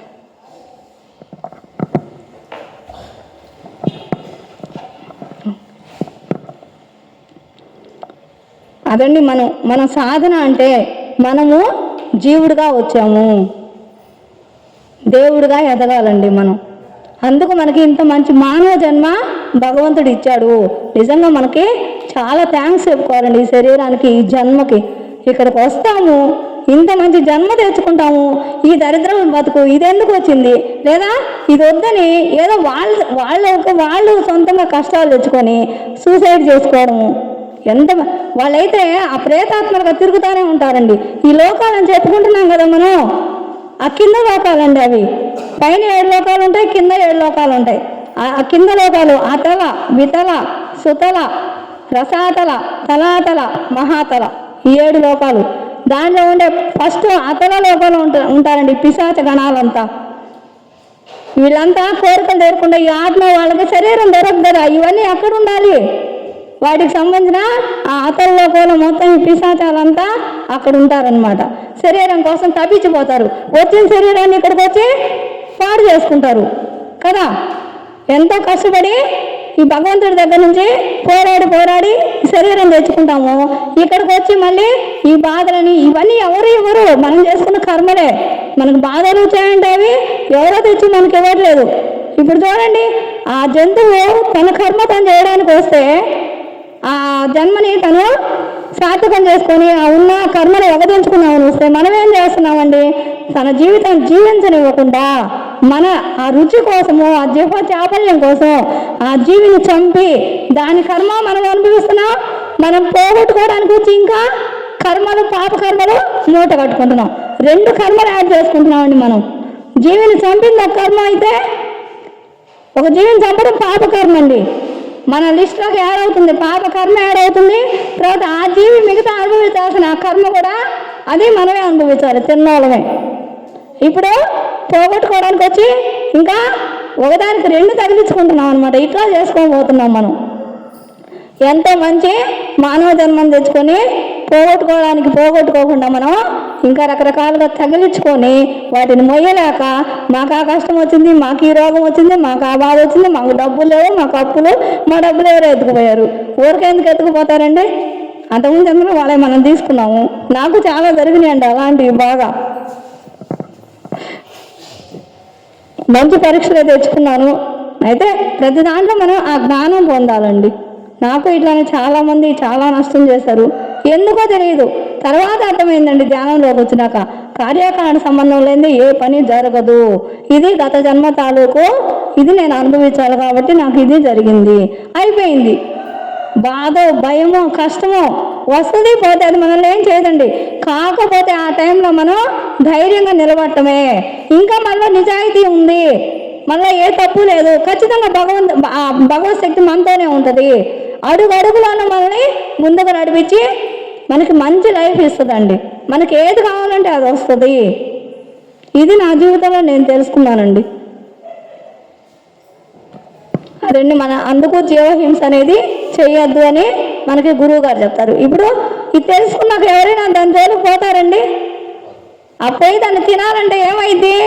కర్మ ఒక్కటే గుర్తొస్తూ ఉంటుంది అనమాట. అక్కడ వాము కర్మ పోగొట్టుకోవడానికి వచ్చి మళ్ళీ దాని కర్మ ఇంకెంత అనుభవించాలో నేను, ఇప్పుడు పడే బాధలు చాలు, ఇంక నాకు వద్దని దాని మీద కోరిక పూర్తిగా పోతా లేదా? అట్లా అండి ప్రతి ఒక్కదాని గురించి ఆ జ్ఞానం మనలోకి వచ్చేందంటే ఇంకొకటి కర్మ ఉండదు. జ్ఞానాన్ని దగ్ధ కర్మాణం అని ఇందుకే గురువుగారు చెప్పేది. ఒక జ్ఞానం మనలోకి వస్తే ఇంకా కర్మ అనేది అక్కడ ఉండదు, అది దగ్ధమైపోద్ది. ఓకేనండి, ఒక అరగంట ధ్యానం చేస్తారా సార్? హాయిగా కూర్చుందాం మాస్టర్స్. అద్దాలు ఉంటే తీసేయండి మాస్టర్స్. వేళ్ళల్లో వేలు పెట్టుకొని కాళ్ళు 2 క్రాస్ చేసుకొని హాయిగా స్థిర సుఖాసనంలో ప్రశాంతంగా కూర్చుందాం మాస్టర్స్. ఏ ఆలోచన లేదు,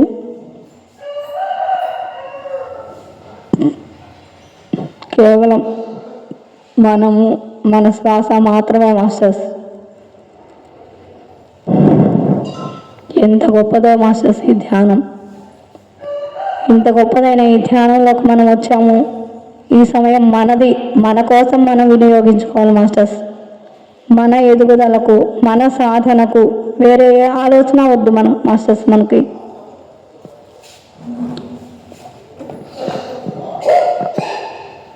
హాయిగా ప్రశాంతంగా మా అద్దాలు తీయండి అమ్మా, అద్దాలు తీయండి మాస్టర్స్.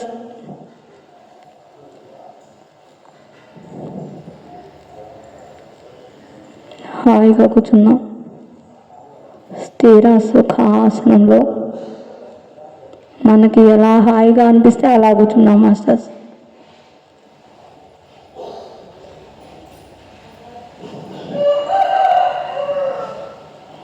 మన శ్వాసను మాత్రమే గమనిస్తూ మన దృష్టిని భ్రూమధ్యంలో నిలపాలి మాస్టర్స్. ఆ భ్రూమధ్యంలోనే ఆత్మ కొలువై ఉంది.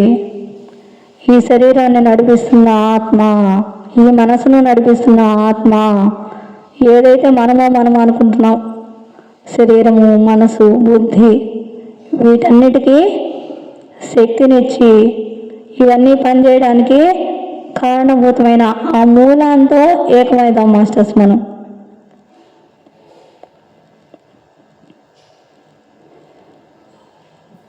ఆ భ్రూమధ్య స్థానంలో మన ఆత్మ కొలువై ఉంది మాస్టర్స్. మన ఆత్మను గమనిస్తూ ఆత్మపై దృష్టి నిలిపి శ్వాసను గమనిస్తూ హాయిగా ప్రశాంతంగా రిలాక్స్గా ఈ ఆలోచన లేదు మాస్టర్స్.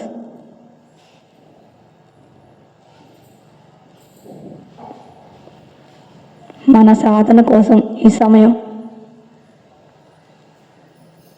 బయట ఏ ఆలోచనలు మనకు అక్కర్లేదు మాస్టర్స్.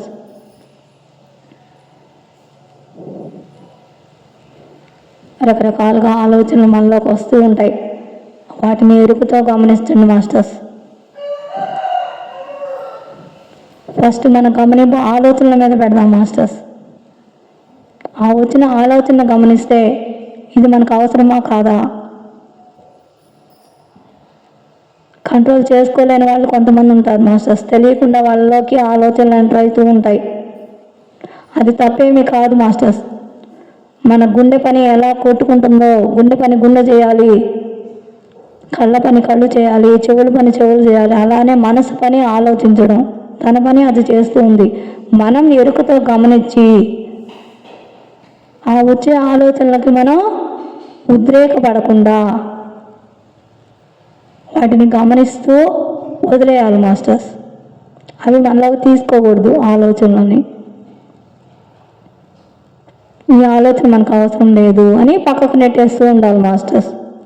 అట్లా గమనించగా కొంతసేపటికి శూన్య స్థితిని పొందుతాం మాస్టర్స్.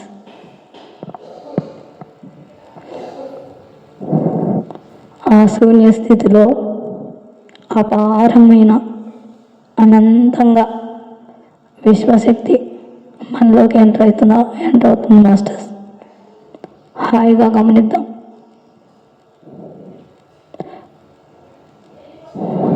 ప్రశాంతంగా ఏ ఆలోచన లేకుండా, ఒకవేళ ఆలోచన వస్తే గమనించి వాటిని ఎప్పటికప్పుడు కట్ చేస్తూ మళ్ళీ మన దృష్టిని భ్రూమధ్యంలో నిలిపి శ్వాసను మాత్రమే గమనిస్తూ మనలో జరుగుతున్న ఉచ్ఛ్వాస నిశ్వాసలను ఏకధారగా ఆ విశ్వధారను గమనిస్తూ ఉన్నాం మాస్టర్స్. మన శరీరానికి ఆహారం ఎంత అవసరమో మన ఆత్మకు కూడా విశ్వశక్తి అంతగా అవసరం మాస్టర్స్. ప్రతిరోజు ప్రతి ఒక్కళ్ళు విధిగా ఎవరి వయసు ఎంత ఉందో అన్ని నిమిషాలు ఉదయం నిద్ర లేవగానే, సాయంకాలం మళ్ళీ రాత్రి నిద్రపోయేటప్పుడు, సాయంకాల సమయం కానీ ఎప్పుడు టైం కుదిరితే అప్పుడు మనం ధ్యానం చేయాలి మాస్టర్స్. సాధన చేయాలి. ఈ సాధన మనల్ని మనం ఉద్ధరించుకోవడానికి మాస్టర్స్. ఉద్ధరేత్ ఆత్మ ఆత్మానాం అన్నారు. బయట ఎవరో వచ్చి మనల్ని బాగు చేయలేరు మాస్టర్స్. అనంతమైన ఆ శక్తి మనలో ఉంది. ఎరుకతో గమనిస్తూ ఎవరు నిద్రపోవద్దమ్మా. ఆ శక్తిని, ఆ విశ్వశక్తిని మనలోకి తీసుకుంటూ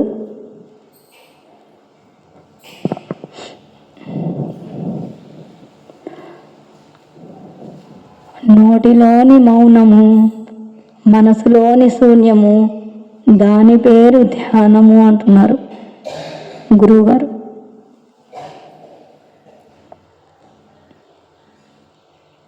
మనసుని శూన్యం చేయాలి మాస్టర్స్. ఆ శూన్య స్థితిలో అపారంగా ఆ విశ్వశక్తిని మనలోకి తీసుకోగలుగుతాం మాస్టర్స్. ఎప్పుడైతే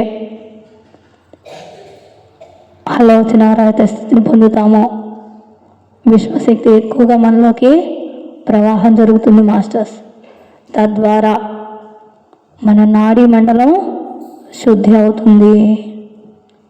ఎప్పుడైతే నాడీ మండలం శుద్ధి జరిగిందో మనకు అనారోగ్యాలు, సరికాని పరిస్థితులు, మనలో ఉన్న మానసిక ఆందోళనలు, భయము, ఇలాంటి సరికాని ఎన్నో ఎనర్జీస్ అన్నీ, నెగిటివ్ ఎనర్జీస్ అన్నీ మన నుంచి తొలగిపోయి మంచి చక్కటి ఆరోగ్యాన్ని పొందగలుగుతాం మాస్టర్స్.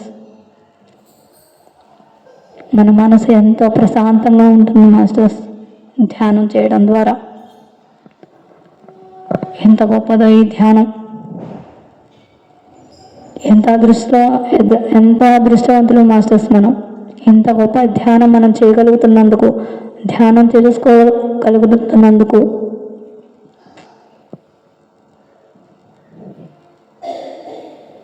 ధ్యానం వల్ల జ్ఞానం, జ్ఞానం వల్ల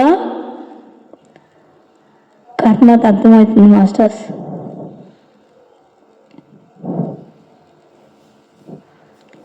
ధ్యానం వల్లనే జ్ఞానం లభిస్తుంది మాస్టర్స్ మనకి. ఆ జ్ఞానం వల్ల మన చిత్తంలో ఉన్న ఆ కర్మలు దగ్ధమైపోతాయి మాస్టర్స్. చిత్తంలో ఉన్న కర్మలు ఎప్పుడైతే దగ్ధమవుతాయో మనం పూర్తి ఆరోగ్యవంతులు అవుతాం మాస్టర్స్. మన గత జన్మ కర్మలే మనకు ఈ జన్మలో రోగాలుగా వస్తున్నాయి మాస్టర్స్. ఆ రోగాలు, కర్మల వల్ల వచ్చిన ఆ రోగాలని ఆ మూలం తెలుసుకొని దానికి మూలమైన ఆ కర్మను, రోగానికి మూలమైన ఆ కర్మను దగ్ధం చేసుకోవాలంటే మనం ధ్యానం చేయవలసిందే. ఆ ధ్యానం ద్వారా మాత్రమే ఆ శక్తిని పొంది, ఆ పొందిన శక్తితో జ్ఞానం పొందుతాం మాస్టర్స్. ఆ జ్ఞానం వల్ల మాత్రమే మన కర్మ దగ్ధం అవుతుంది. మనలో కర్మలు దగ్ధం చేసుకోవాలంటే మనం జ్ఞానాన్ని పెంచుకోవాలి. ఈ జ్ఞానం మనకి ధ్యానం ద్వారా వస్తుంది. ధ్యానం చేస్తే మనలో ఏముందో మనం తెలుసుకోగలుగుతాం మాస్టర్స్. ధ్యానం చేయకపోతే అంతా ఈ ప్రపంచంతో ఏకమై, మనసుతో ఏకమై మనం చూసే ప్రతి వస్తువు వైపు మన ఆలోచన ఉంటుంది. మనం వినే ప్రతి విషయం వైపు మన ఆలోచన ఉంటుంది. ఈ బయట ఉన్న ఈ ప్రాపంచిక విషయాలతోనే మనం మమేకమై ఉంటాం మాస్టర్స్. మనలో ఉన్న ఆ దివ్యమైన ఆ బ్రహ్మ పదార్థాన్ని, ఆ బ్రహ్మ పదార్థంలో ఉన్న జ్ఞానాన్ని ఎప్పటికీ తెలుసుకోలేము మాస్టర్స్. అదే మన మనసుని ఆత్మతో ఏకం చేసి, మన మనసుని ప్రాపంచిక విషయాల వైపుకు పోనివ్వకుండా మనసుని శూన్యం చేసి, ఆత్మతో ఏకం చేసి ధ్యాన స్థితిలో ఉంటే ఆ లోపల ఉన్న అపారమైన జ్ఞానం, ఆ ఆత్మలో ఉన్న అనంతమైన జ్ఞానం మనం ఎరుకతో గమనించగలుగుతాం మాస్టర్స్.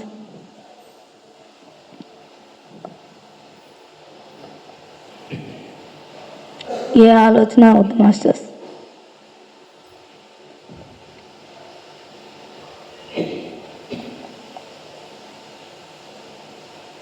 ఈ శరీరం నేను కాదు. శంకరాచార్యులు చక్కగా చెప్తున్నారు మాస్టర్స్. ఈ శరీరం నేను కాదు, ఈ మనసును నేను కాదు, ఈ బుద్ధిని నేను కాదు, ఈ శరీరంలో ఉన్న పంచ ప్రాణాలను నేను కాదు, పంచవాయువులను నేను కాదు, సప్త ధాతువులను నేను కాదు అని చక్కగా చెప్తున్నాడు మాస్టర్స్. మరి నేనెవరు?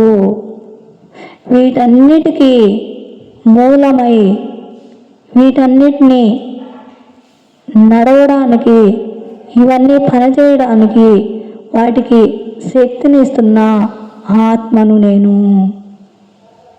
ఇవన్నీ పనిచేయడానికి కారణభూతమైన ఆ బ్రహ్మ పదార్థాన్ని నేను. చిదానంద స్వరూపాన్ని నేను. నేను చిదానంద స్వరూపుడను. నేను ఆ పరబ్రహ్మ స్వరూపమైన ఆనంద స్వరూపుడను, చిదానంద స్వరూపుడను.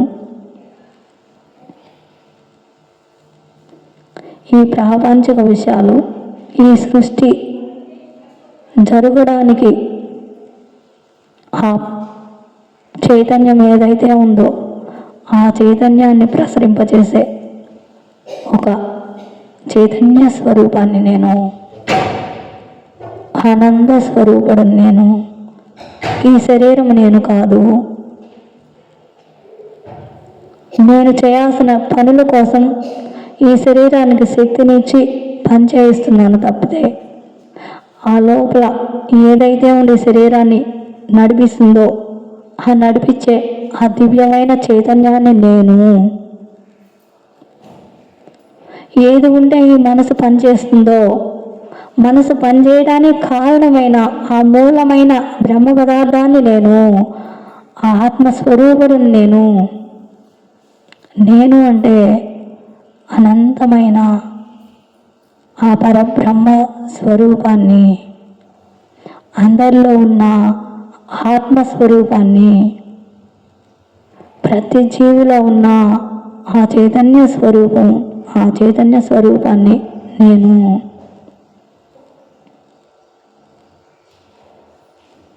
ఈ శరీరం నేను కాదు, ఈ మనసు నేను కాదు, ఈ బుద్ధి నేను కాదు, బయటికి వ్యక్తమయ్యే ఏ ఒక్కటి నేను కాదు. ఆ వ్యక్తం కావడానికి కారణభూతమైన చైతన్య స్వరూపాన్ని నేను, ఆనంద స్వరూపుడను నేను, చిదానంద స్వరూపుడను నేను. అలాంటి ఈ శరీరాన్ని నడిపిస్తున్న, ఈ మనసును నడిపిస్తున్న ఆ చిదానంద స్వరూపంతో ఏకమవుదాం మాస్టర్స్. మనం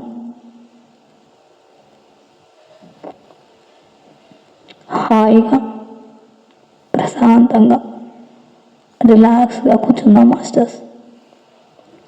ఏ ఆలోచన లేదు. ఒకవేళ ఆలోచనలు వస్తే ఎరుకతో గమనించి వదిలేద్దాం మాస్టర్స్. నిదానంగా శూన్య స్థితికి చేరుకుంటాం మాస్టర్స్. ఇదే ధ్యాన స్థితి. ఎప్పుడైతే మనం శూన్య స్థితికి వెళ్తామో అదే ధ్యాన స్థితి. ఆ స్థితిలో ఉంటేనే మనలో విశ్వశక్తి ప్రవాహం జరుగుతుంది. అలా కాకుండా మనం కూర్చున్న గంట సేపు కూర్చున్నా, అరగంట కూర్చున్నా ఆలోచనలు వస్తూనే ఉంటే అది సరైన ధ్యానం కాదు మాస్టర్స్. అలాంటి స్థితిలో మనలో ఏ మార్పు ఉండదు మాస్టర్స్. చాలామంది అనుకుంటూ ఉంటారు, నేను చాలా రోజుల నుంచి ధ్యానం చేస్తున్నాను, గంటల గంటలు ధ్యానం చేస్తున్నాను, కానీ నాకు ఏ మార్పు లేదు నాలో. ఆ మార్పు లేకపోవడానికి కారణం ధ్యానం తప్పు కాదు మాస్టర్స్. ధ్యాన శక్తి మనం సంపాదించలేకపోవడం మాస్టర్స్. ఆలోచనలు మనలో కంట్రోల్ కావట్లేదు, మనం సరైన ధ్యానం చేయడం లేదు. అందువల్ల మనం ఆ శక్తిని పొందలేకపోతున్నాం మాస్టర్స్.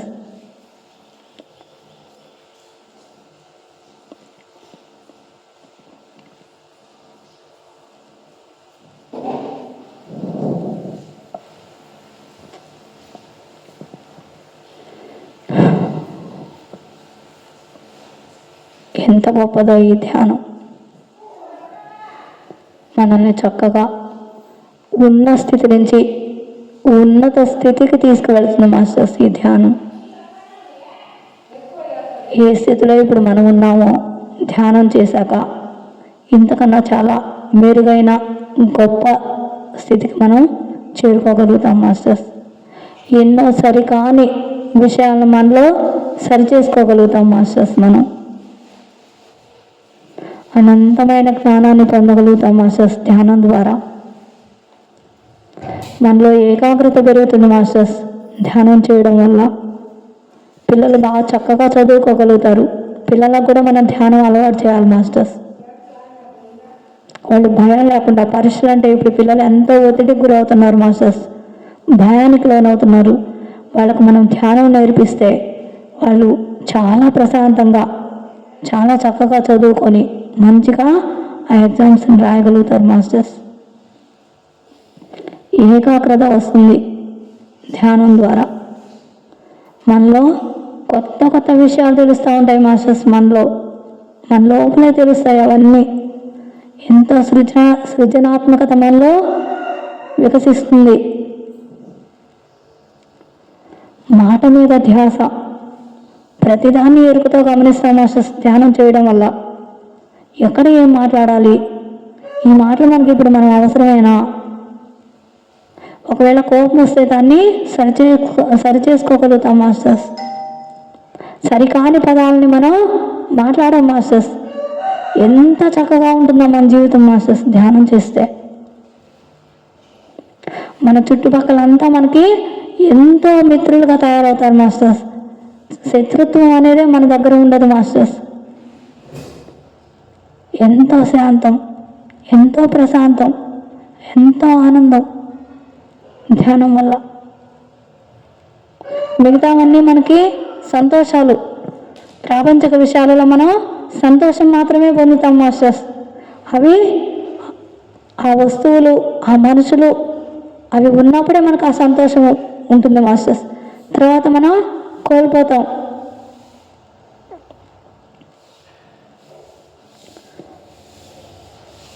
శంకరాచార్యులు చక్కగా చెప్తున్నారు మాస్టర్స్. ఈ ప్రాపంచిక విషయాలలో మనం పొందే ఆ సంతోషము ఎంతసేపు, మనకి ఏం కావాలని. మా కురు ధన జన యౌవన గర్వం హరతి నిమేషాత్ కాలః సర్వం. మనకి ధన బలము, జన బలము, సంపద, ఆర్థిక బలం, ఎన్నో రకాలైన సంపదలతో ఉన్నామని ఎంతో మనం గర్వపడుతూ ఉంటాం మాస్టర్స్. అవన్నీ హరతి నిమేషాత్ కాలః సర్వం. ఈ కాలం వాటన్నిటిని హరించి వేస్తుందంట మాస్టర్స్. ఒక్క నిమిషం చాలు. మనకున్న సంపదలు, మనుషులు ఏదో ఒక చిన్న మాట మాట్లాడితే ఆ మాట వల్ల ఎదుటి వాళ్ళకి కోపం వస్తే మనకు వాళ్ళు శత్రువులు అయిపోతారు మాస్టర్స్. అప్పుడు దాకా మనతో మిత్రులుగా ఉన్నవాళ్ళు ఒక్క నిమిషం చాలు. మనం సరిగ్గా మాట్లాడకపోతే మన మాట వల్ల ఎదుటి వాళ్ళు బాధపడవలసి వస్తే ఆ మనుషులను కోల్పోతాం మాస్టర్స్. ఈ కాల ప్రయాణంలో ఎన్నిటిని మనం ఇప్పుడు మనకు ఉన్నవి అనుకున్న ప్రతి ఒక్కటి కోల్పోవాల్సి వస్తుంది మాస్టర్స్. మాయామయమిదం. ఏమైందమ్మా?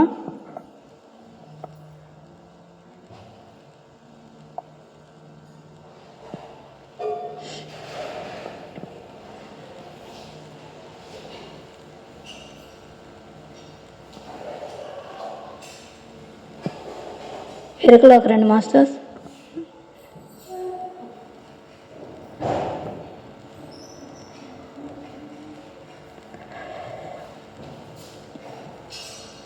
అందరూ రిలాక్స్గా చేతులు విడదీసుకొని కాళ్ళు విడదీసుకొని ఒక 5 సెకండ్స్ చేతులు రెండు కళ్ళ మీద బొల్లించుకుందాం మాస్టర్స్. 5, 4, 3, 2, 1, 0. రెండు కళ్ళను విడదీస్తూ, రెండు చేతులను విడదీస్తూ మెల్లిగా కళ్ళను విడదీస్తూ నెమ్మదిగా చిరునవ్వుతో రెండు అరచేతులను చూద్దాం మాస్టర్స్. ఒకసారి ఈ ధ్యానాన్ని బ్రహ్మచర్య